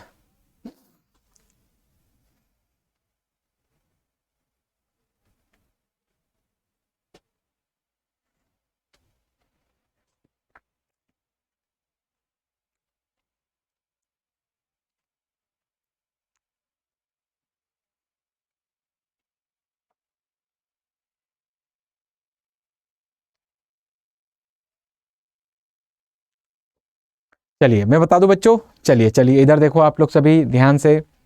बच्चों भारत, हम बात करें भारत का संविधान कब लागू हुआ, संविधान सभा के अध्यक्ष कौन थे। बच्चों संविधान लागू कब हुआ, तो सीधी बात है, हम लोगों का जो संविधान लागू किया गया था वो 26 जनवरी 1950 को लागू किया गया था। कब लागू किया गया था, 26 जनवरी। और संविधान सभा के अध्यक्ष कौन थे, ठीक है। तो ये हम लोगों को देखने को मिलते हैं बच्चे, राजेंद्र प्रसाद। कौन देखने को मिलते हैं बच्चे, राजेंद्र प्रसाद हम लोगों को देखने को मिलते हैं, ठीक है। ये आप लोगों को लिखना है इसके अंदर, ठीक है। चलिए अगला क्वेश्चन ले बच्चे। चलिए अगला क्वेश्चन आ रहा है आप लोगों के बीच में। अगला क्वेश्चन, अब बच्चा खंड गा में आ गए बच्चों। किस में आ गए हम लोग बच्चों, खंड गा के अंदर आ गए हैं। और खंड गा में चालू होते हैं आप लोगों के लघु उत्तरीय प्रश्न। अति लघु उत्तरीय समाप्त होते हैं 50 शब्दों वाले, अब आ रहे हैं हम लोग 100 शब्दों पे। कहाँ आ रहे हैं बच्चे, हम लोग 100 शब्दों पे आ रहे हैं। और अब हम लोग एक एक करके इन क्वेश्चन को अब डिटेल से समझने वाले हैं, ठीक है। चलिए क्वेश्चन ले बच्चे हम लोग। पहला क्वेश्चन आ रहा है आप लोगों के बीच में, सांची के स्तूप के संरक्षण में, ठीक है। क्वेश्चन क्या आ रहा है बच्चों आप लोगों के बीच में, सांची के स्तूप के संरक्षण में भोपाल की बेगमों की भूमिका का क्या कीजिए बच्चे, वर्णन कीजिए, ठीक है। सांची के स्तूप के संरक्षण में भोपाल की बेगमों की क्या करना है आप लोगों को, भूमिका को यहाँ पर प्रदर्शित करना है, ठीक है, कि क्या इनके द्वारा यहाँ पर भूमिका निभाई गई थी, ठीक है। चलिए तो बात करें बच्चे सांची के स्तूप में आप लोगों को क्या लिखना है 100 शब्दों में। तो आप लोगों को भूमिका बतानी है भोपाल की जो बेगम। वैसे भोपाल के अंदर बच्चों एक महिला युग रहा जिसे भोपाल की बेगमों के नाम से जाना जाता है। ठीक है, इन बेगमों का जो साम्राज्य था बच्चे वो रायसेन तक फैला था और रायसेन के अंदर ही सांची के स्तूप थे जो इन्हीं के अंडर में आते थे। जब बेगमों का शासन रहा बच्चे सांची वाले क्षेत्र में, तो उस समय में जो यूरोपीय रहे, और यूरोपीय में कौन, खास तौर पे अंग्रेज और फ्रांसीसी, इन दोनों लोगों ने कई बार सांची के जो पूर्वी तोरण था इसको ले जाने का प्रयास किया। लेकिन एक बार घटना सुनाऊं आप लोगों को, जो भोपाल की बेगम थी, भोपाल की बेगम कौन थी बच्चे, शाहजहां बेगम। ठीक है, शाहजहां बेगम। ठीक है, शाहजहां बेगम के समय में एक घटना हम लोगों को देखने को मिलती है। ये शब्द ही आप लोगों को वहाँ पे लिखना है एग्जाम के अंदर। शाहजहां बेगम से, ठीक है, एक फ्रांसीसी ने अनुमति मांगी कि हम पूर्वी जो तोरण द्वार है इसको ले जाना चाहते हैं, कहाँ पर, फ्रांस के अंदर। ठीक है, और इसको एक और अच्छे से डेवलप करेंगे हम लोग वहाँ पर, ऐसा ऑफर दिया। लेकिन शाहजहां बेगम ने उस फ्रांसीसी को सिर्फ एक प्लास्टर की एक प्रतिमा, ठीक है, कलाकृति दे दी और उससे उसको खुश कर दिया। ठीक है, और सांची के स्तूप के इस पूर्वी तोरण द्वार को इन्होंने क्या कर लिया, बचा लिया। ठीक है, इसी के बाद इनकी जो उत्तराधिकारी रही बच्चे, सुल्ताना जहां बेगम। ठीक है, सुल्ताना जहां बेगम। ठीक है बच्चे, सुल्ताना जहां बेगम की बात करूँ ना बच्चे, सुल्ताना जहां बेगम की, तो आप लोगों को देखने को मिलेगा कि सुल्ताना जहां बेगम ने क्या किया। तो सुल्ताना जहां बेगम ने सांची के स्तूप के समीप हम लोगों को देखने को मिलेगा कि एक पुस्तकालय, एक विश्रामशाला का निर्माण किया, और वही आगे चलकर उसी पुस्तकालय में जॉन मार्शल जैसे लोग हम लोगों को वहाँ पर स्टडी करते हुए भी दिखाई देते हैं। ठीक है, इसके बाद इस सांची के स्तूप को संरक्षित करने के लिए सुल्ताना जहां बेगम ने कई बार, ठीक है, धन यहाँ पर दिया था, और इसकी मरम्मत भी यहाँ पर हम लोगों को होती हुई दिखाई देती है। तो बच्चों, ये भूमिका थी किसकी, सांची के स्तूप में भोपाल की बेगमों की। और इन दो ही बेगमों के नाम या कोटेशन आप लोगों को प्रयोग में लाने हैं, शाहजहां बेगम और सुल्ताना जहां बेगम। ये शाहजहां बेगम और उनकी उत्तराधिकारी कौन हुई, आगे चल के सुल्ताना जहां बेगम हम लोगों को देखने को मिलती है। चलिए अगला क्वेश्चन ले बच्चे। अगला क्वेश्चन क्या आएगा आप लोगों का, उस पर डिस्कस करते हैं। उत्तर वैदिक कालीन सामाजिक संरचना का संक्षिप्त वर्णन कीजिए। क्वेश्चन क्या है बच्चे, उत्तर वैदिक कालीन सामाजिक संरचना का क्या कीजिए बच्चे, संक्षिप्त में वर्णन दीजिए। किस में वर्णन देना, संक्षिप्त में। उत्तर वैदिक कालीन, समाज पे लिखना है। किस पे लिखना है बच्चे, समाज। ठीक है, चलिए अब समाज में हम लोग बात करें ना बच्चे, समाज में आती क्या क्या चीज है, तो समाज में आता है बच्चे परिवार। किसी भी समाज के बारे में शुरुआत करो ना तो परिवार से शुरुआत होती है बच्चे। ठीक है, लिखने का तरीका बता रहा हूं मैं। कहीं का भी समाज में उत्तर लिखने को आए ना कि उत्तर वैदिक काल, पूर्व वैदिक काल, हड़प्पा सभ्यता, इसके बाद मौर्यकालीन समाज, गुप्तकालीन समाज, मुगल कालीन समाज, दिल्ली सल्तनत कालीन समाज, मध्य युगीन समाज। तो बच्चों, हर समाज में शुरुआत आप लोगों को आंसर से परिवार से करनी है। कहाँ से करनी है बच्चे, आप लोगों को शुरुआत परिवार से आप लोगों को करनी है। परिवार के बाद आप लोगों को यहाँ पर बताना होता है वर्ण व्यवस्था। क्या बताना होती है बच्चे, वर्ण व्यवस्था। ऐसे ही आप लोगों को ये आंसर भी लिखना है, परिवार, फिर वर्ण व्यवस्था, स्त्रियों की दशा। किसकी दशा बच्चे, स्त्रियों की दशा आप लोगों को यहाँ पर बताना होगी। ये सारे समाज के अंदर, कहीं का भी समाज लिख रहे हो विद्वान लोगों आप, ठीक है, तो यही पॉइंट डिस्कस करना, दिमाग में बिठा लेना इनको। ठीक है, इन चीज़ों पे ही समाज के अंदर लिखना होता है। पता चले कि आप लोग अर्थव्यवस्था बताने लगो, राजनीति बताने लगो समाज के अंदर। कई लोग तो समाज और धर्म को एक कर देते हैं, ठीक है, जबकि दोनों चीज़ें अलग अलग हैं। तो आप लोग कभी भी समाज के अंदर देवी देवता मत लग जाना कि यहाँ के लोग ये पूछते थे, वो करते थे। नहीं, समाज में ये पॉइंट आते हैं, परिवार, वर्ण व्यवस्था, स्त्रियों की दशा। ठीक है, शिक्षा पद्धति क्या आती है बच्चे, शिक्षा आती है, विवाह आते हैं, विवाह के प्रकार आते हैं बच्चे। ठीक है, दास प्रथा थी क्या, ऐसे चीज़ें आती हैं। एक पॉइंट और आता है जीवन शैली। एक पॉइंट कौन सा आता है बच्चे, जीवन शैली। जीवन शैली का मतलब होता है लाइफ स्टाइल। लाइफ स्टाइल मतलब आप लोग सुबह से शाम तक या आप लोग पूरे जो 24 घंटे में गतिविधियां करते हो, क्या खाते हो, क्या पीते हो, क्या पहनते हो, ठीक है। इसके बाद दिन भर जो मनोरंजन करते हो, मोबाइल चलाते हो, ठीक है, एप्पल आईफोन ये सारी चीज़ें आप लोग यूज़ करते हो, ये आपकी सारी गतिविधियां किस में आती है, लाइफ स्टाइल में आती हैं, जीवन शैली में आती हैं।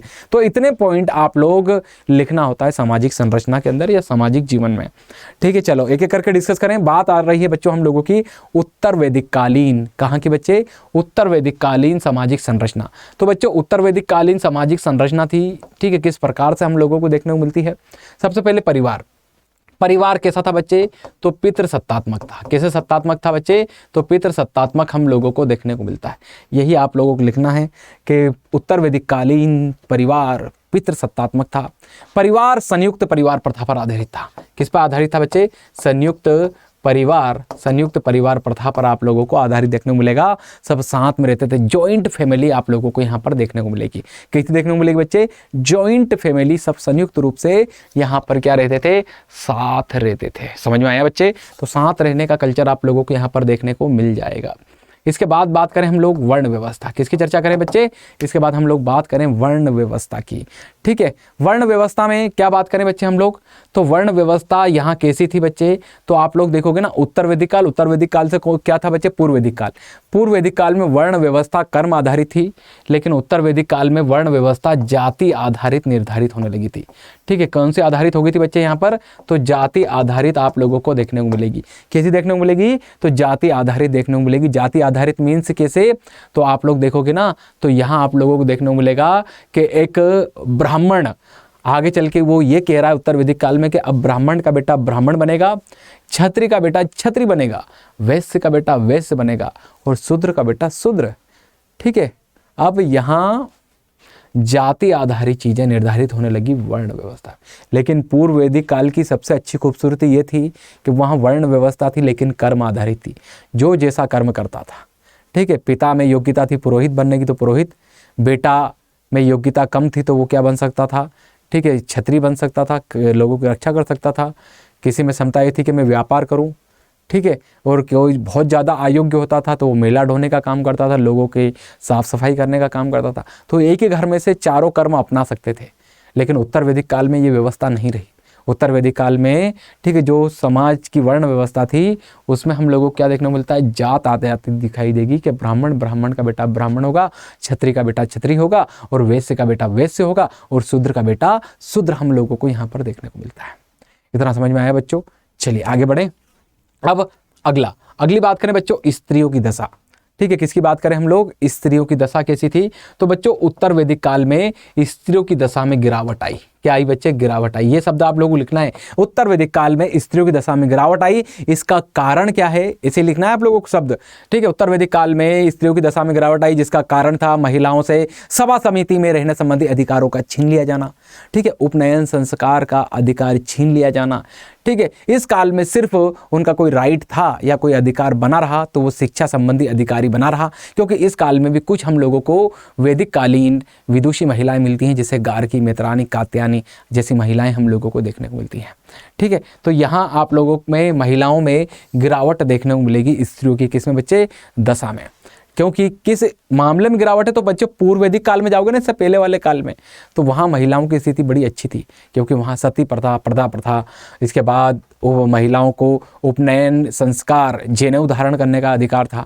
इसके बाद सभा समिति, ठीक है, ये उस काल की पूर्व वैदिक काल की लोकतांत्रिक संस्थाएं थी, ठीक है, उनमें रहने का राइट था उनके पास।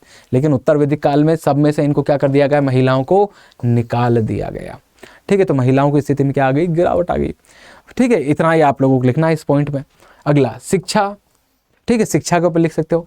इस काल में शिक्षा आप लोग देखोगे ना तो लिखित और मौखिक दोनों हम लोगों को होती हुई दिखाई दी, ठीक है, क्योंकि पूर्व वैदिक काल से जो शिक्षा का जो माध्यम था वो मौखिक ही चला आ रहा था। उत्तर वैदिक काल के अंत तक होते होते ये जो मौखिक शिक्षा पद्धति थी ये हम लोगों को लिखित में बदलती हुई दिखाई दी। संस्कृत भाषा का विकास उत्तर वैदिक काल में हुआ। किसका विकास हुआ, संस्कृत भाषा। और संस्कृत भाषा को लिखने के लिए जो लिपि लाई गई, ठीक है, देवनागरी में जो हम लोगों को देखने को मिलती है, ठीक है, ये इसी उत्तर वैदिक काल के अंदर हम लोगों को आती हुई दिखाई दी थी, ठीक है। तो शिक्षा ऐसी थी, शिक्षा का जो मोटो उद्देश्य था, ठीक है, मौखिक शिक्षा का वो यही था कि ये अधिक से अधिक चरित्र के निर्माण पे क्या करते थे बच्चे, तो ये पूरा का पूरा फोकस करते थे, ठीक है, शिक्षा। अब बात करें विवाह। ठीक है बच्चे। विवाह कितने, तो बच्चे विवाह 8 प्रकार के विवाह आप लोगों को देखने को मिलेंगे उत्तर वैदिक काल में भी। ठीक है, कितने विवाह देखने को मिलेंगे, 8 प्रकार के। 8 में आप लोग देखोगे देव, प्रजापत्य, ब्रह्म, अर्ष, उसके बाद ये तो 4 मान्य हो गए, 4 अमान्य कौन थे, तो असुर, राक्षस, पिशाच। ठीक है, इस प्रकार के विवाह आप लोगों को कहाँ देखने को मिलेंगे, तो यहाँ देखने को मिल जाएंगे। फिर बात करें दास प्रथा, क्या यहाँ दास प्रथा थी, तो बच्चे दास प्रथा के साक्ष्य नहीं मिलते हैं।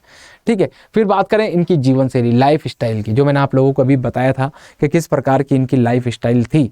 ठीक है, तो इनका जीवन शैली में इनके सबसे पहले बात कर लें भोजन। तो बच्चों भोजन में जो इनका मुख्य पेय पदार्थ जो आप लोगों को देखने को मिलेंगे वो गाय से संबंधित जो प्रोडक्ट होंगे, चाहे वो दूध हो, दही हो, ठीक है, और भी जो गाय के दूध से जो चीज़ें बन सकती हैं वही इनके जीवन में प्रमुख थी।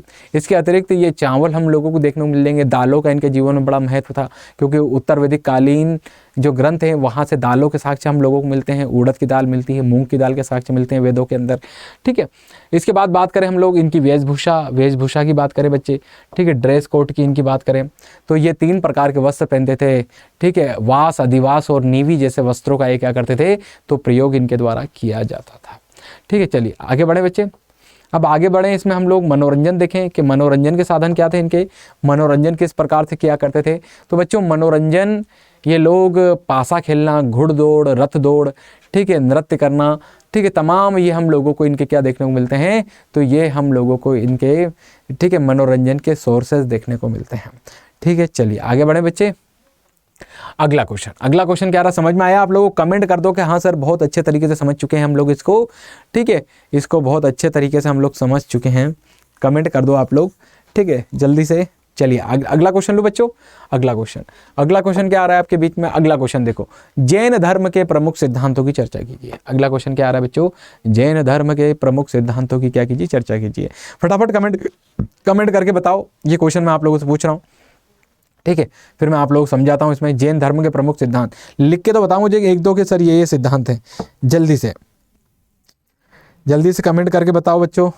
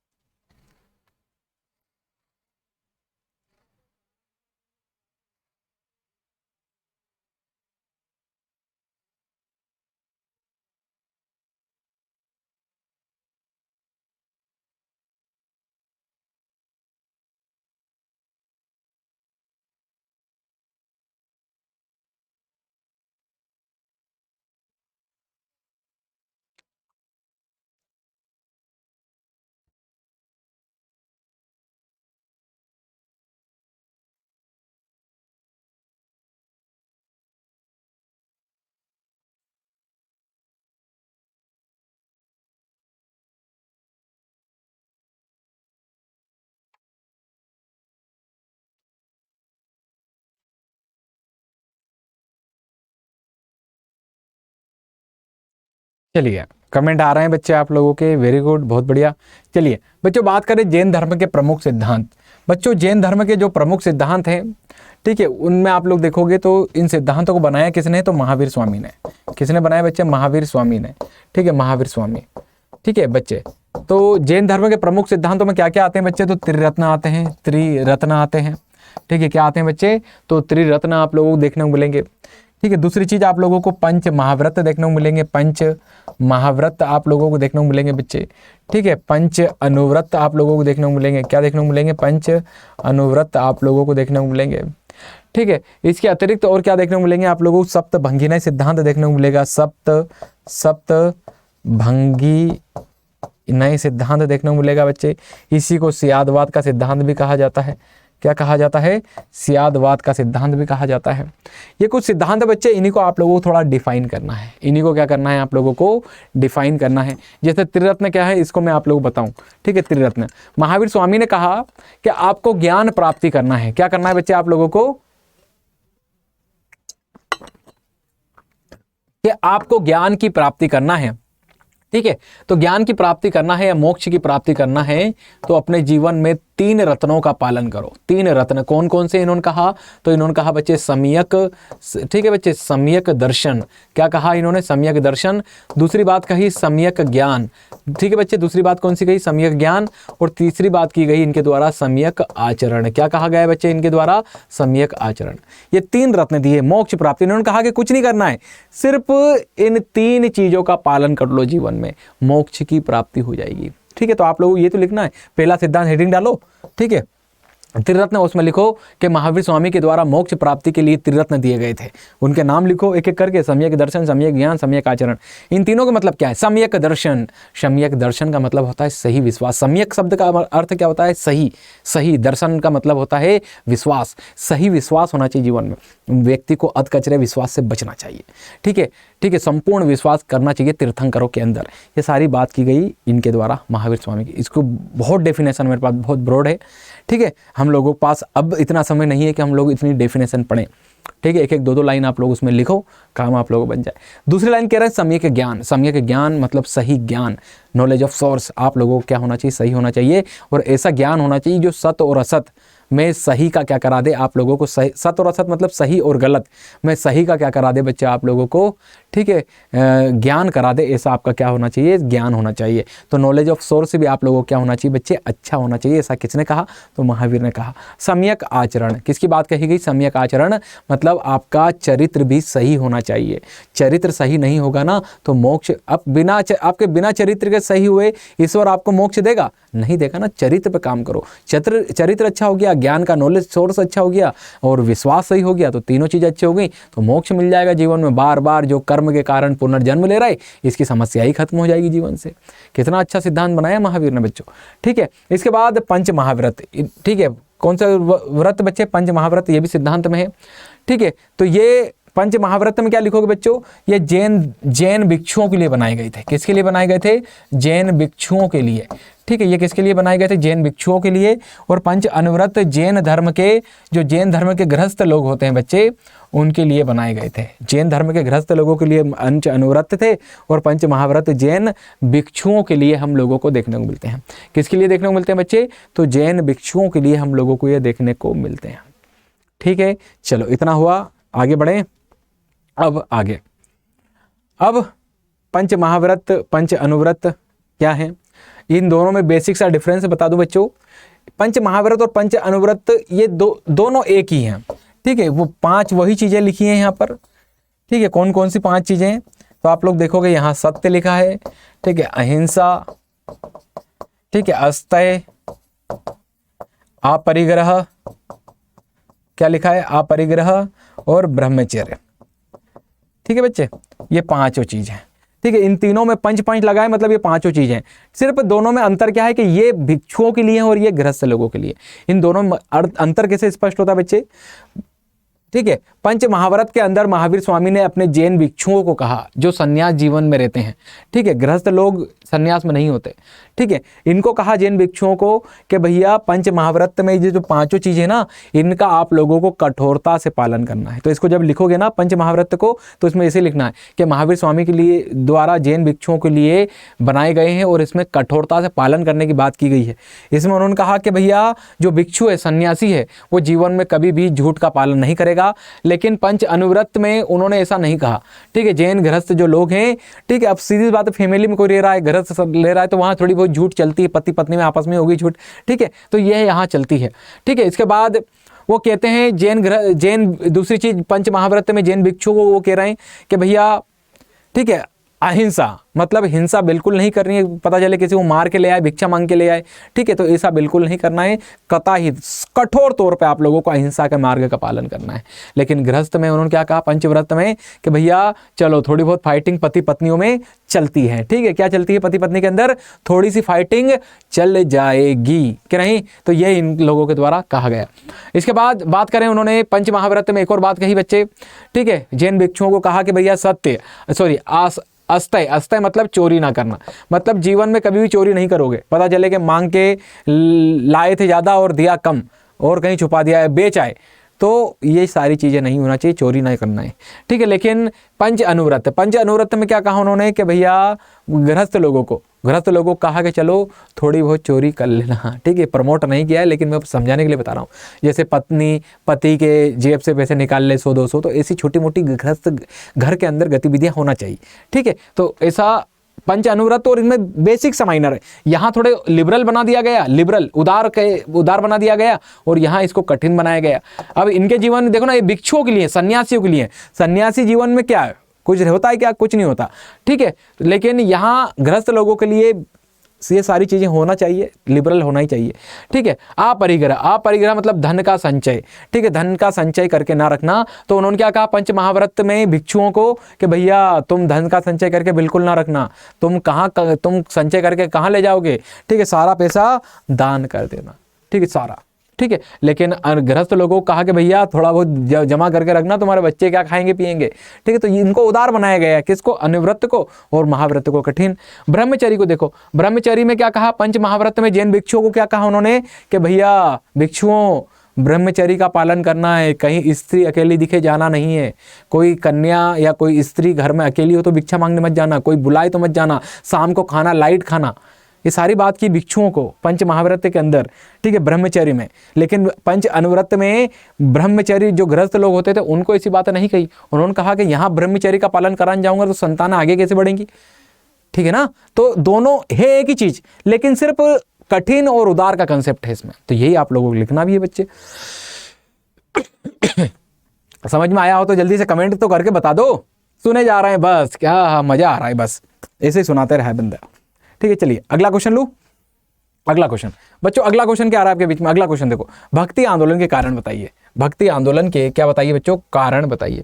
भक्ति आंदोलन के कारण बताना है, क्या बताना है बच्चे, भक्ति आंदोलन के कारण बताना है, ठीक है। क्या कारण रहे भक्ति आंदोलन के, बता देता हूं बच्चों आप लोगों को, ठीक है। भक्ति आंदोलन, वैसे बच्चों हमारे भारत के अंदर, भारत इतिहास के अंदर तीनों कालों में, कितने कालों में बच्चों, आप लोग एक चीज समझना, तीनों कालों में कौन कौन से बच्चे, प्राचीन काल, ठीक है, प्राचीन काल, ठीक है, प्राचीन काल। कमेंट आ रहे हैं, वेरी गुड वेरी गुड, इधर सुनना आप लोग हैं सभी, ठीक है। भारतीय इतिहास में प्राचीन काल बच्चे, मध्यकाल, ठीक है, और आधुनिक काल, समझने वाली चीज है, ठीक है, आधुनिक काल। बच्चों तीनों कालों के अंदर आप लोग एक चीज देखोगे ना कि भारतीय समाज के अंदर या धर्मों के अंदर बुराई आई है। जब जब बुराई आई, कुछ लोगों ने उन बुराइयों को दूर करने के प्रयास के तहत ही काम किए। तो आप लोग देखो ना, प्राचीन काल में पहली बार बुराई आई, प्राचीन काल में कब आई, 6वीं शताब्दी बीसी में, 6वीं शताब्दी बीसी में। तो यहाँ समाज और धर्म के सुधार का बेड़ा उठाया महावीर और, ठीक है, महावीर व गौतम बुद्ध ने, ठीक है, इन दोनों लोगों ने। फिर मध्यकाल तक आते आते फिर धर्म के अंदर बुराई आ गई, ठीक है। तो यहाँ भक्ति आंदोलन चलाया गया है। यहाँ क्या चलाया गया है बच्चे, भक्ति आंदोलन। क्या बुराई आई बताता हूं उसमें, कारण तो यही बात करना है ना हम लोगों को। फिर मध्यकाल से हम लोग आधुनिक काल में गए, फिर से धर्म और समाज में बुराई आ गई। तो यहाँ आप लोग देखोगे तो 19वीं 20वीं सदी के सामाजिक धार्मिक आंदोलन चलेंगे, 19वीं 20वीं सदी के, ठीक है, सामाजिक धार्मिक आंदोलन चलेंगे, सामाजिक व धार्मिक आंदोलन चलेंगे, ठीक है बच्चे। इसमें आप लोगों को यहाँ राजा राम मोहन राय, दयानंद सरस्वती, स्वामी विवेकानंद जैसे लोग एंट्री मारते हुए दिखाई देंगे आप लोगों को, ठीक है। तो मैंने कंसेप्ट क्या बताया बच्चों आप लोगों को, तीनों काल में जब जब भी समाज और धर्म के अंदर बुराई आई तो कुछ लोगों ने झंडा हाथ में लिया अपने धर्म का, समाज का, और फ्रंट से उसको लीड किया है, ठीक है। तो देखो यहाँ तो पहले कर चुके थे हम लोगों ने, इसको पढ़ा भी है। अब मध्यकाल में बुराई आ गई। मध्यकाल में क्या बुराई आई समाज धर्म के अंदर, तो बच्चों आप लोग देखोगे ना, मध्यकाल के अंदर भारत में एक सत्ता चल रही मुसलमानों की, दिल्ली सल्तनत। दिल्ली सल्तनत में जो शासक हैं, प्रारंभ के शासक देखो आप, कुतुबुद्दीन ऐबक एक गुलाम थे, इल्तुतमिश भी गुलाम थे, बलबन भी गुलाम थे। यहाँ गुलाम सुल्तान शासन कर रहा है, गुलाम एक दास क्या था बच्चे, एक राजा बन रहा है। और भारत में जो हिंदू समाज के अंदर जो दलित थे, जो शूद्र थे, इनको उत्पीड़न की दृष्टि, ठीक है, इनका शोषण। तो बच्चों भारत में जितना भी दबा कुचला वर्ग रहेगा ना, उसके अंदर इस मध्यकाल में पलायनवाद की भावना आ गई। इसका सिर्फ कारण जो था वो ब्राह्मणवाद, ठीक है, या ब्राह्मण धर्म की जो जटिलता थी उसी के कारण, क्योंकि इसमें तीनों को अच्छा माना गया, किसको, ब्राह्मण, क्षत्रिय और वैश्य को, और तीनों वर्णों की सेवा का जो दायित्व दिया गया वो शूद्र को दिया गया।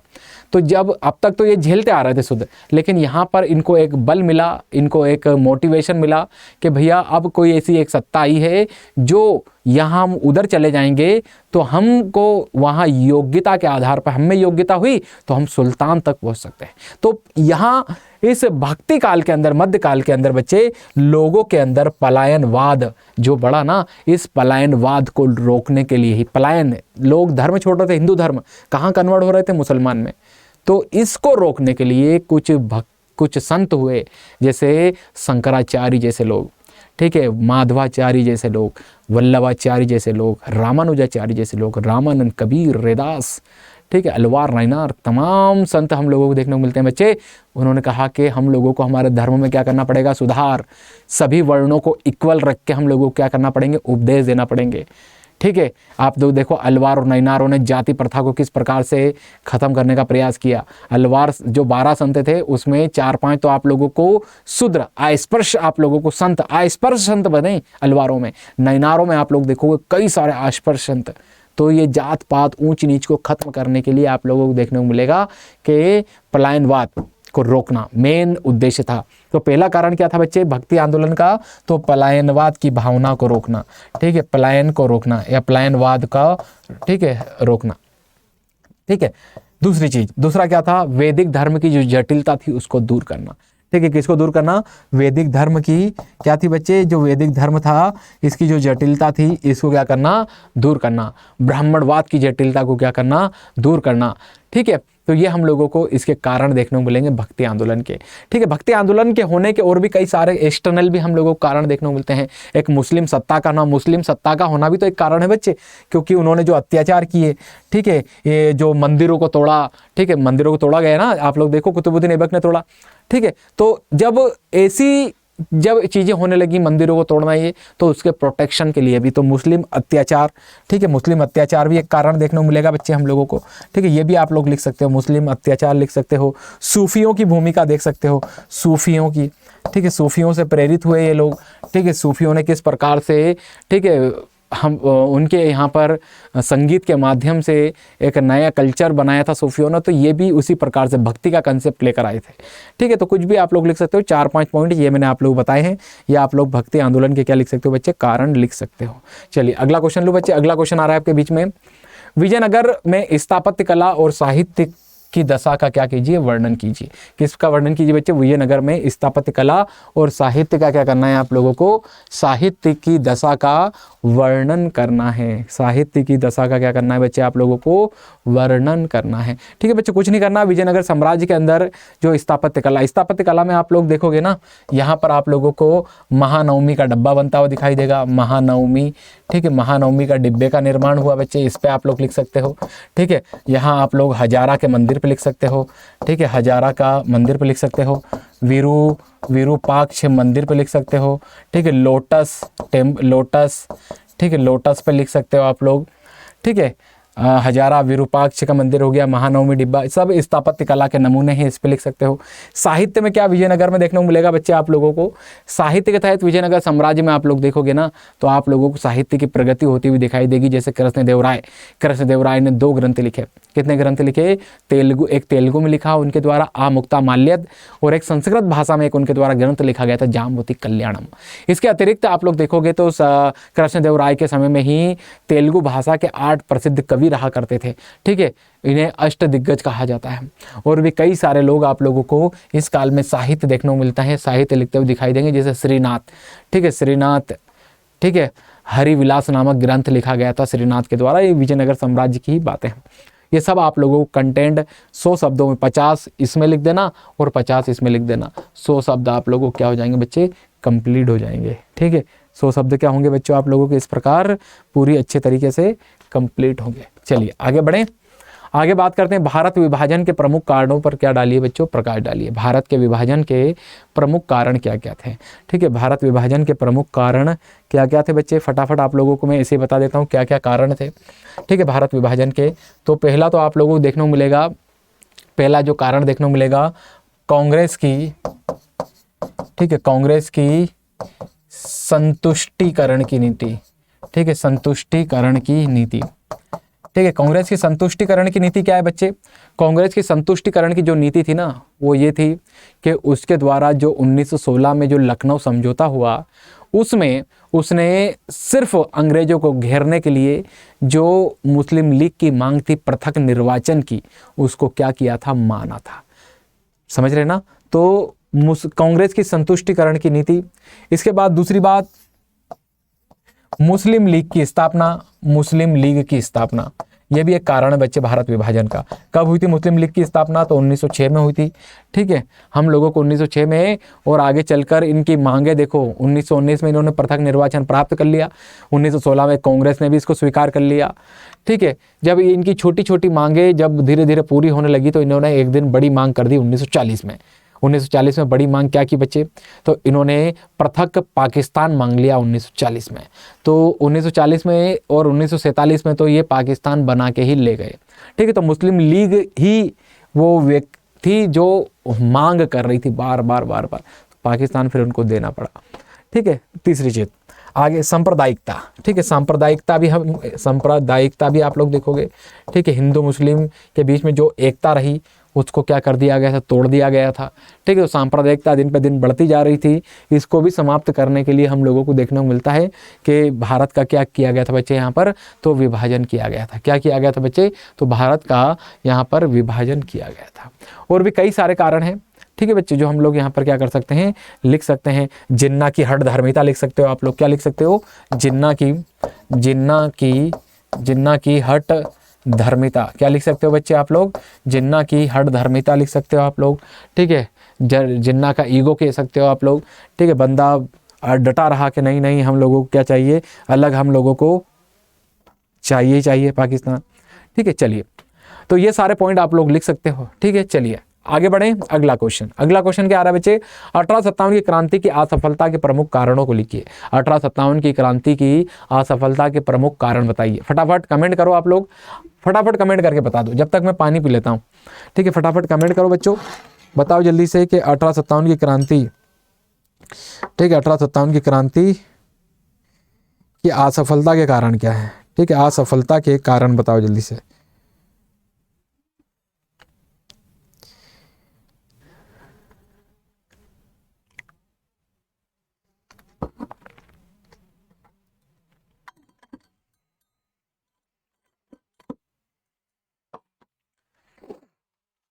फटाफट मैं देख रहा हूं आप लोगों कमेंट को, लिखो तो आप लोग, बताओ तो फिर मैं आप लोगों को अच्छे से बता दूंगा।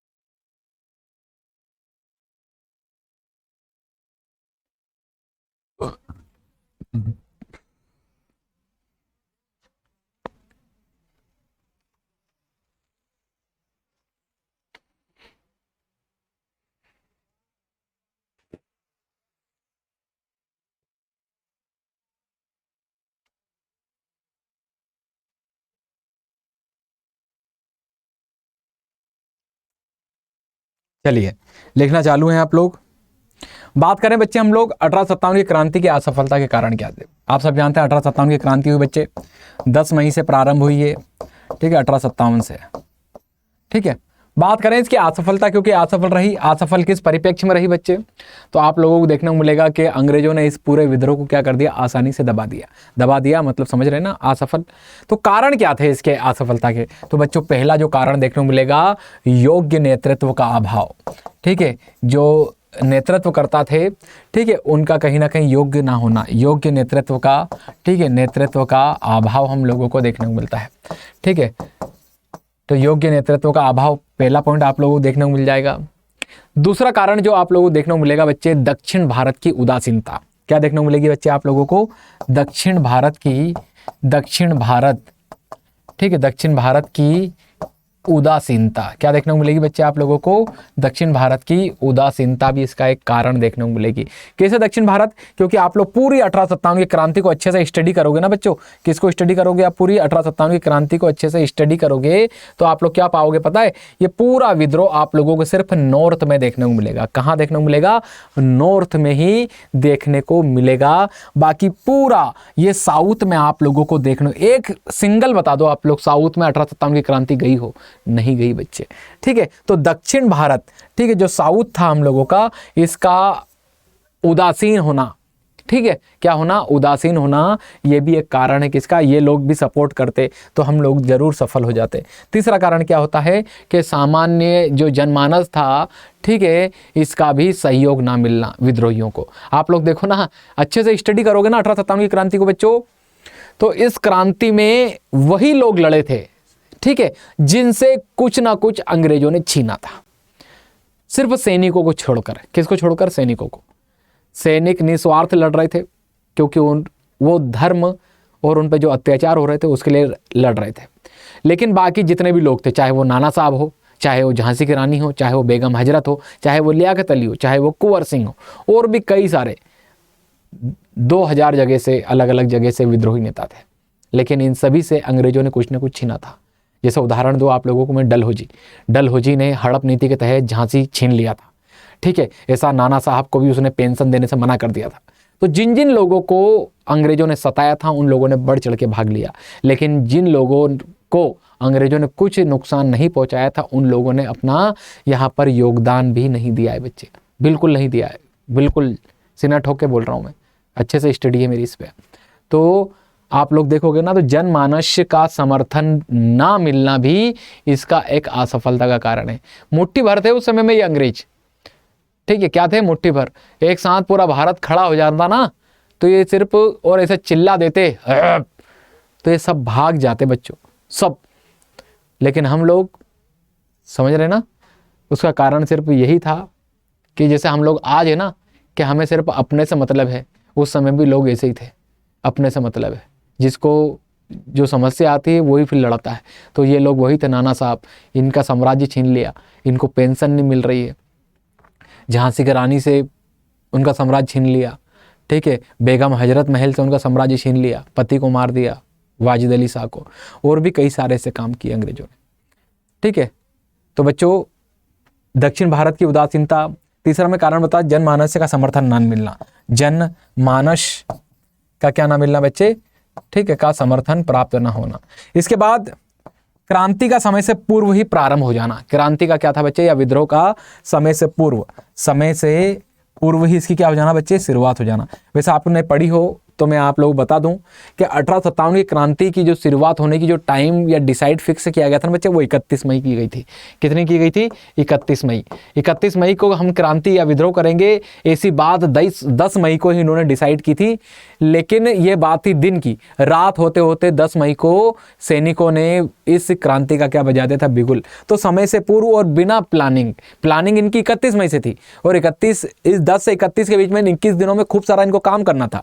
इन्होंने प्लानिंग की थी कि हम रोटी और कमल प्रतीक चिन्ह बनाते हैं, कमल हम लोग घर घर ले जाएंगे, रोटी हम लोग रियासतों के बीच में देंगे। जो कमल और रोटी लौट आई मतलब वो हमारे साथ में नहीं है।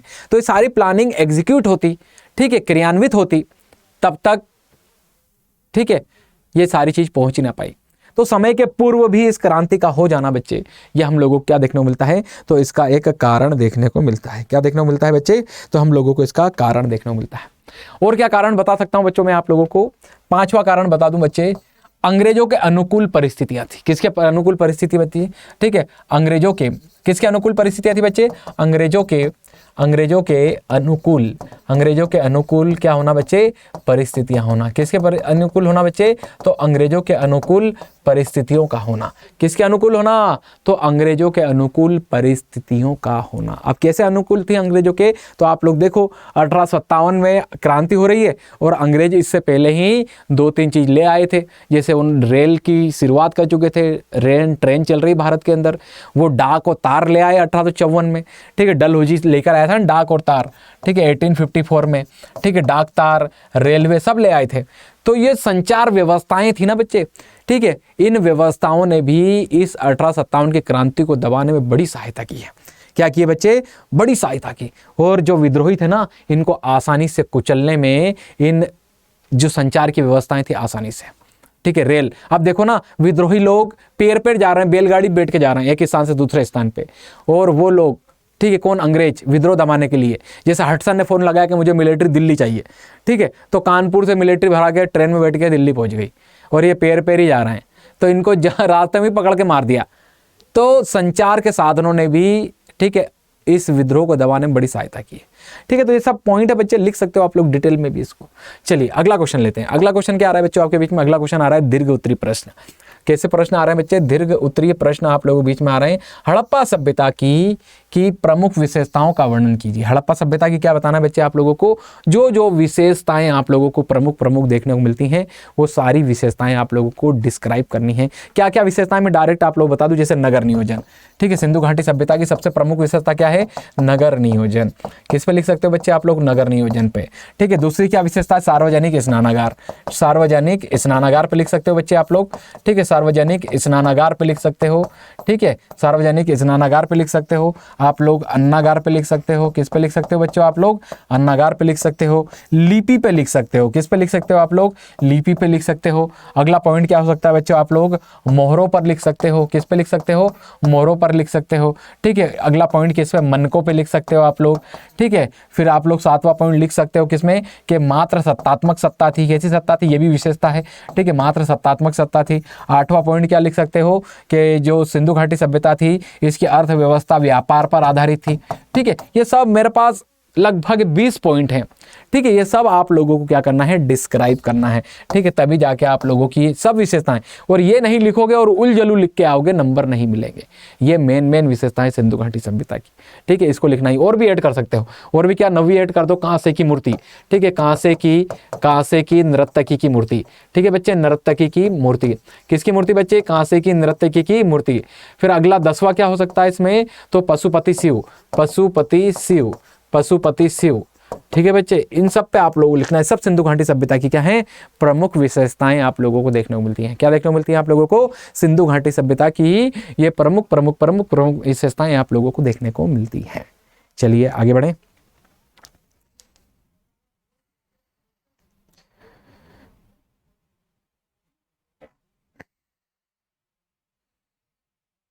चलिए आगे बढ़े बच्चे। अगला क्वेश्चन क्या आ रहा है बच्चों आपके बीच में, अगला क्वेश्चन आ रहा है, महात्मा गांधी द्वारा चलाए गए किन्हीं 2 राष्ट्रीय आंदोलनों के कारणों और उसके परिणामों की क्या कीजिए, विवेचना कीजिए। क्या करना है बच्चे आप लोगों को, किन्हीं 2 राष्ट्रीय आंदोलनों की क्या करना है बच्चे आप लोगों को, कारणों की और परिणामों की क्या करना है बच्चे आप लोगों को, विवेचना करना है। क्या करना है आप लोगों को, विवेचना करना है, ठीक है। कोई भी 2 आप लोग लिख सकते हो गांधी जी के, कोई 2 तो मैं सबसे अच्छा बताऊं आप लोग बच्चे, असहयोग आंदोलन पे लिख देना। किस पे लिख देना आप लोग, असहयोग आंदोलन लिख देना, ठीक है, असहयोग आंदोलन लिख देना, ठीक है। दूसरा लिख देना सविनय अवज्ञा आंदोलन, सविनय अवज्ञा आंदोलन। क्या लिख देना बच्चे आप लोग, सविनय अवज्ञा आंदोलन। असहयोग आंदोलन के कारण क्या थे, ठीक है। असहयोग आंदोलन के कारण क्या देखने को मिलते हैं बच्चे हम लोगों को, तो इसके कारण देखने को मिलते हैं रोलेट एक्ट। क्या देखने को मिलता है हम लोगों को, रोलेट एक्ट का, ठीक है। उसके बाद भारत शासन अधिनियम 1919, ठीक है। इसके बाद जलियांवाला बाग हत्याकांड, ठीक है। उसके बाद हम लोग देखें तो प्रथम विश्व युद्ध में जो गरीबी और बेरोजगारी में ढकेला भारत को, ये भी इसका एक कारण देखने को मिलता है। तो ये कुछ कारण है। असहयोग सविनय अवज्ञा आंदोलन का कारण क्या है कि गांधी की जो 11 सूत्री मांगे थी, 11 सूत्री जो मांगे थी, उनको स्वीकार ना किया जाना, ठीक है। उसके बाद हम लोगों को देखने को मिलता है कि भारत पर दिन प्रतिदिन जो अत्याचार हो रहे थे, ठीक है, उनका होना। तो सब ये आंदोलन के क्या रहे बच्चे, कारण हम लोगों को देखने को मिलते हैं। यही सारी चीज़ें आप लोगों को इसके अंदर क्या करनी है, अच्छे से बतानी है। क्या करनी है बच्चे, आप लोगों को इन सारी चीज़ों को अच्छे से आप लोगों को यहाँ पर इन सारी चीज़ों को बतानी है। चलिए अगला क्वेश्चन क्या आ रहा है बच्चों आप लोगों का, अगला क्वेश्चन आ रहा है भारतीय संविधान की प्रमुख विशेषताओं का वर्णन कीजिए। किसकी विशेषताएं बतानी है बच्चे आप लोगों को, भारतीय संविधान की प्रमुख विशेषताओं का क्या करना है आप लोगों को, वर्णन करना है। ठीक है, भारतीय संविधान की प्रमुख विशेषताओं का क्या करना है आप लोगों को, तो वर्णन करना है। ठीक है, चलिए तो भारतीय संविधान की प्रमुख विशेषताएं क्या क्या है, ठीक है, इस पे बात करें हम लोग।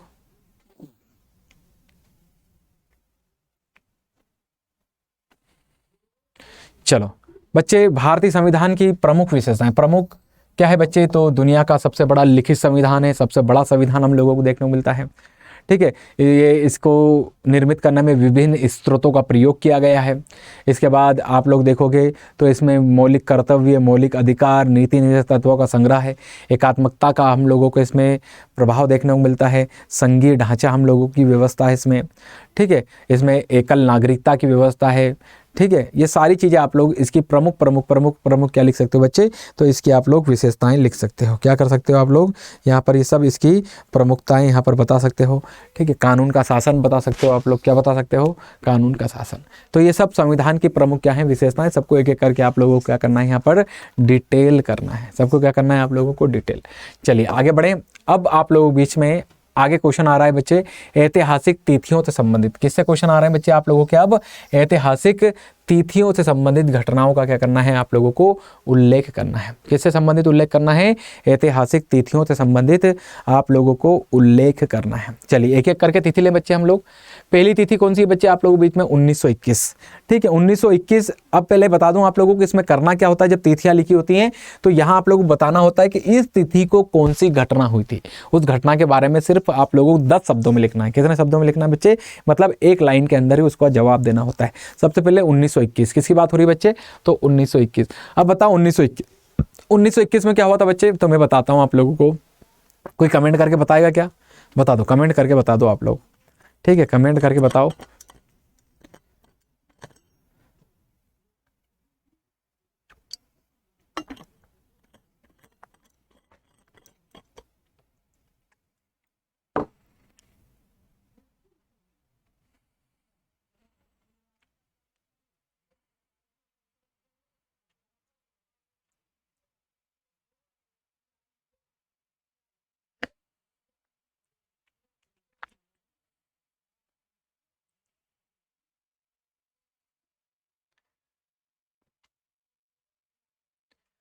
चलिए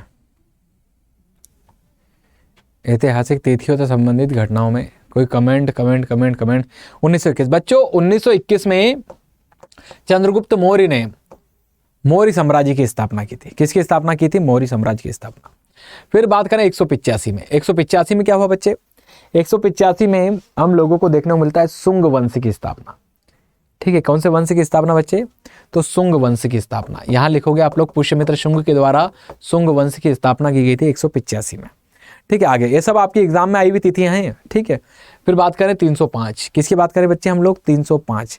305 में क्या हुआ बच्चे, तो 305 में हम लोगों को, ठीक है, चंद्रगुप्त मौर्य और सेल्यूकस निकेटर के बीच में सिंधु नदी के किनारे युद्ध होता हुआ दिखाई देता है। ये आप लोगों को लिखना 305 में। ठीक है, क्या हुआ 305 में बच्चे, तो सेल्यूकस निकेटर और चंद्रगुप्त मौर्य के बीच में हम लोगों को युद्ध देखने को मिलता है। ठीक है, जिसमें कौन जीता था, चंद्रगुप्त मौर्य जीते थे। चलिए 712 में इतिहास में क्या हुआ इस घटना में, 712 को बच्चों, तो 712 को हम लोगों को देखने को मिलता है। अब आप लोग सुनते चलो हैं बच्चे, कमेंट नहीं, सिर्फ सुन लो। ठीक है, चलो 712 में क्या देखने को मिलता है बच्चे हम लोगों को, तो 712 में हम लोगों को देखने को मिलता है कि भारत पर अरबों ने आक्रमण किया और सिंध को जीत लिया। ठीक है, मोहम्मद बिन कासिम ने सिंध के राजा जो थे आप लोगों को देखने को मिलेंगे, जो राजा दाहिर को पराजित करके सिंध पे क्या कर लिया था, कब्जा कर लिया था। यही आप लोगों को लिखना है कि मोहम्मद बिन कासिम ने 712 में सिंध पर आक्रमण करके राजा दाहिर को पराजित करके इस पर क्या कर लिया, कब्जा कर लिया। ठीक है, चलो आगे बढ़ो। 1206 में क्या हुआ बच्चे, 1206 में आप लोगों को देखने को मिलेगा कि दिल्ली सल्तनत की स्थापना की कुतुबुद्दीन ऐबक के द्वारा। चलिए अगला लूँ बच्चे, 1347 में क्या हुआ बच्चे, बहमनी साम्राज्य की स्थापना हुई थी। किसके साम्राज्य की स्थापना हुई थी बच्चे, तो बहमनी साम्राज्य की स्थापना हुई थी। किसने की थी, तो हसन गंगू के द्वारा की गई थी। किसके द्वारा द्वारा की गई थी बच्चे? तो हसन गंगू के द्वारा 1347 में बहमनी साम्राज्य की स्थापना की गई थी। किसकी स्थापना की गई थी बच्चे? तो बहमनी साम्राज्य की स्थापना की गई थी। चलिए आगे बात करें 1527, किसकी बात करें बच्चे? 1527। 1527 को क्या हुआ बच्चे? तो 1527 को हम लोगों को देखने को मिलता है 1527 को बच्चे कि 1527 में खानवा का युद्ध लड़ा गया। कौन सा युद्ध लड़ा गया बच्चे? खानवा का युद्ध। खानवा का युद्ध किसके बीच में लड़ा गया? तो बाबर और राणा सांगा के मध्य में ये लड़ा गया था। ठीक है बच्चे, चलिए आगे बढ़ें। अगला क्वेश्चन, अगला देखो आप लोग 1608। 1608 में ब्रिटिश ईस्ट इंडिया कंपनी का पहला जहाजी बेड़ा सूरत पहुंचा था। कहाँ पहुंचा था बच्चे? सूरत पहुंचा था। ठीक है, 1608 इतना हुआ। चलिए आगे, अगला क्या है बच्चे? 1917। 1917 में क्या हुआ था बच्चे? 1917 में गांधी जी के द्वारा चंपारण, ठीक है, चंपारण सत्याग्रह किया गया था। ठीक है, 1942 में गांधी जी के द्वारा भारत छोड़ो आंदोलन की क्या की गई थी बच्चे? भारत छोड़ो आंदोलन की क्या की गई थी? शुरुआत की गई थी। ठीक है, ये फिर से सुन लेना, 1917 में गांधी जी ने चंपारण सत्याग्रह की शुरुआत की थी बच्चे। ठीक है, उसके बाद गांधी जी ने 1942 में क्या किया था? तो भारत छोड़ो आंदोलन की क्या की गई थी? शुरुआत की गई थी। इसमें बताओ, किसी को कोई डाउट हो तो बताओ जल्दी से बच्चे। इसमें किसी को कोई डाउट हो तो फटाफट कमेंट करके बताओ कि हाँ सर हमको इसमें डाउट है।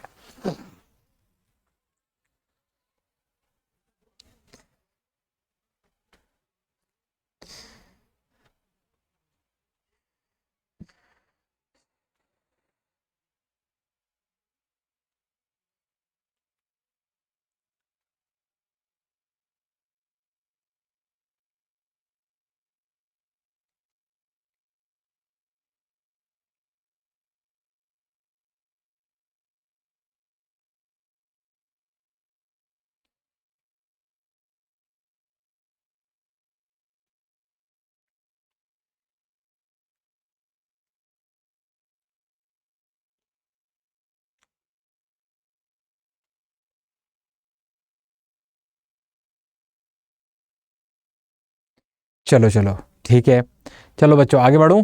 अब आगे देखते हैं। अब अगला क्या बचा है बच्चों? आप लोगों का सिर्फ बचा है मानचित्र से संबंधित कार्य। किससे संबंधित कार्य बचा है बच्चे? तो मानचित्र से संबंधित कार्य बचा है। पहले इस क्वेश्चन नंबर 27 को पढ़ लें। दिए गए भारत के रेखा मानचित्र पर निम्नलिखित स्थानों का अंकन चित्र दर्शाए तथा उनके नाम लिखिए। सही नाम तथा सही स्थान दर्शाने के लिए 1+1 का अंक निर्धारित है।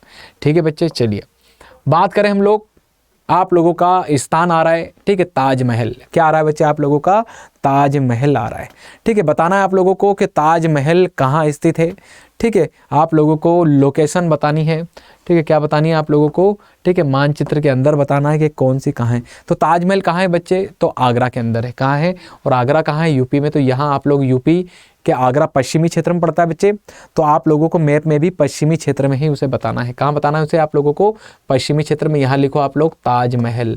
क्या बताना है बच्चे आप लोगों को? ताजमहल। चलिए 1+1 आप लोगों को क्या हुआ बच्चा? कंप्लीट हुआ। ठीक है, ये आप लोगों का ऐसे मैपिंग होती है बच्चे। ठीक है, चलो अगला आगे देखें बच्चे हम लोग। आगे देखो शेरशाह सूरी का मकबरा। अगला क्या आ रहा है बच्चे? शेरशाह सूरी का मकबरा। ठीक है, चलो शेरशाह सूरी का मकबरा। अब शेरशाह सूरी का मकबरा कहाँ है बच्चे? बिहार। बिहार में कहाँ? सासाराम में। ठीक है, शेरशाह सूरी का मकबरा आप लोग देखो यहाँ कहाँ है? बिहार, ये रहा बिहार। ठीक है, बिहार। बिहार में कहाँ बच्चे? सासाराम में। ठीक है, सासाराम में। ठीक है, सासाराम में किसका मकबरा है? तो शेरशाह सूरी का। शेरशाह, ठीक है, शेरशाह सूरी। ठीक है बच्चे, ये ऐसा आप लोगों को लिख देना है, यहाँ पर आपके नंबर मिल जाएंगे आपको। ठीक है, ठीक है, चलिए अगला देखें बच्चे। अगला क्या आ रहा है आपका बच्चे? चलो अगला देख लेते हैं। अगला देखो, वह स्थान जहां पर भारतीय राष्ट्रीय कांग्रेस का प्रथम अधिवेशन हुआ। ठीक है, क्या वह स्थान जहां पर भारतीय राष्ट्रीय कांग्रेस का क्या हुआ था बच्चे? प्रथम अधिवेशन हुआ था। ठीक है, उसके बारे में आप लोगों को बताना है। तो कहाँ हुआ था बच्चे? तो मुंबई के तेजपाल संस्कृत जो विद्यालय था, ठीक है, उसी में आप लोगों को होता हुआ दिखाई देता, मुंबई में। ठीक है, प्रथम अधिवेशन कहाँ हुआ था? बस इतना बताना है आप लोगों को।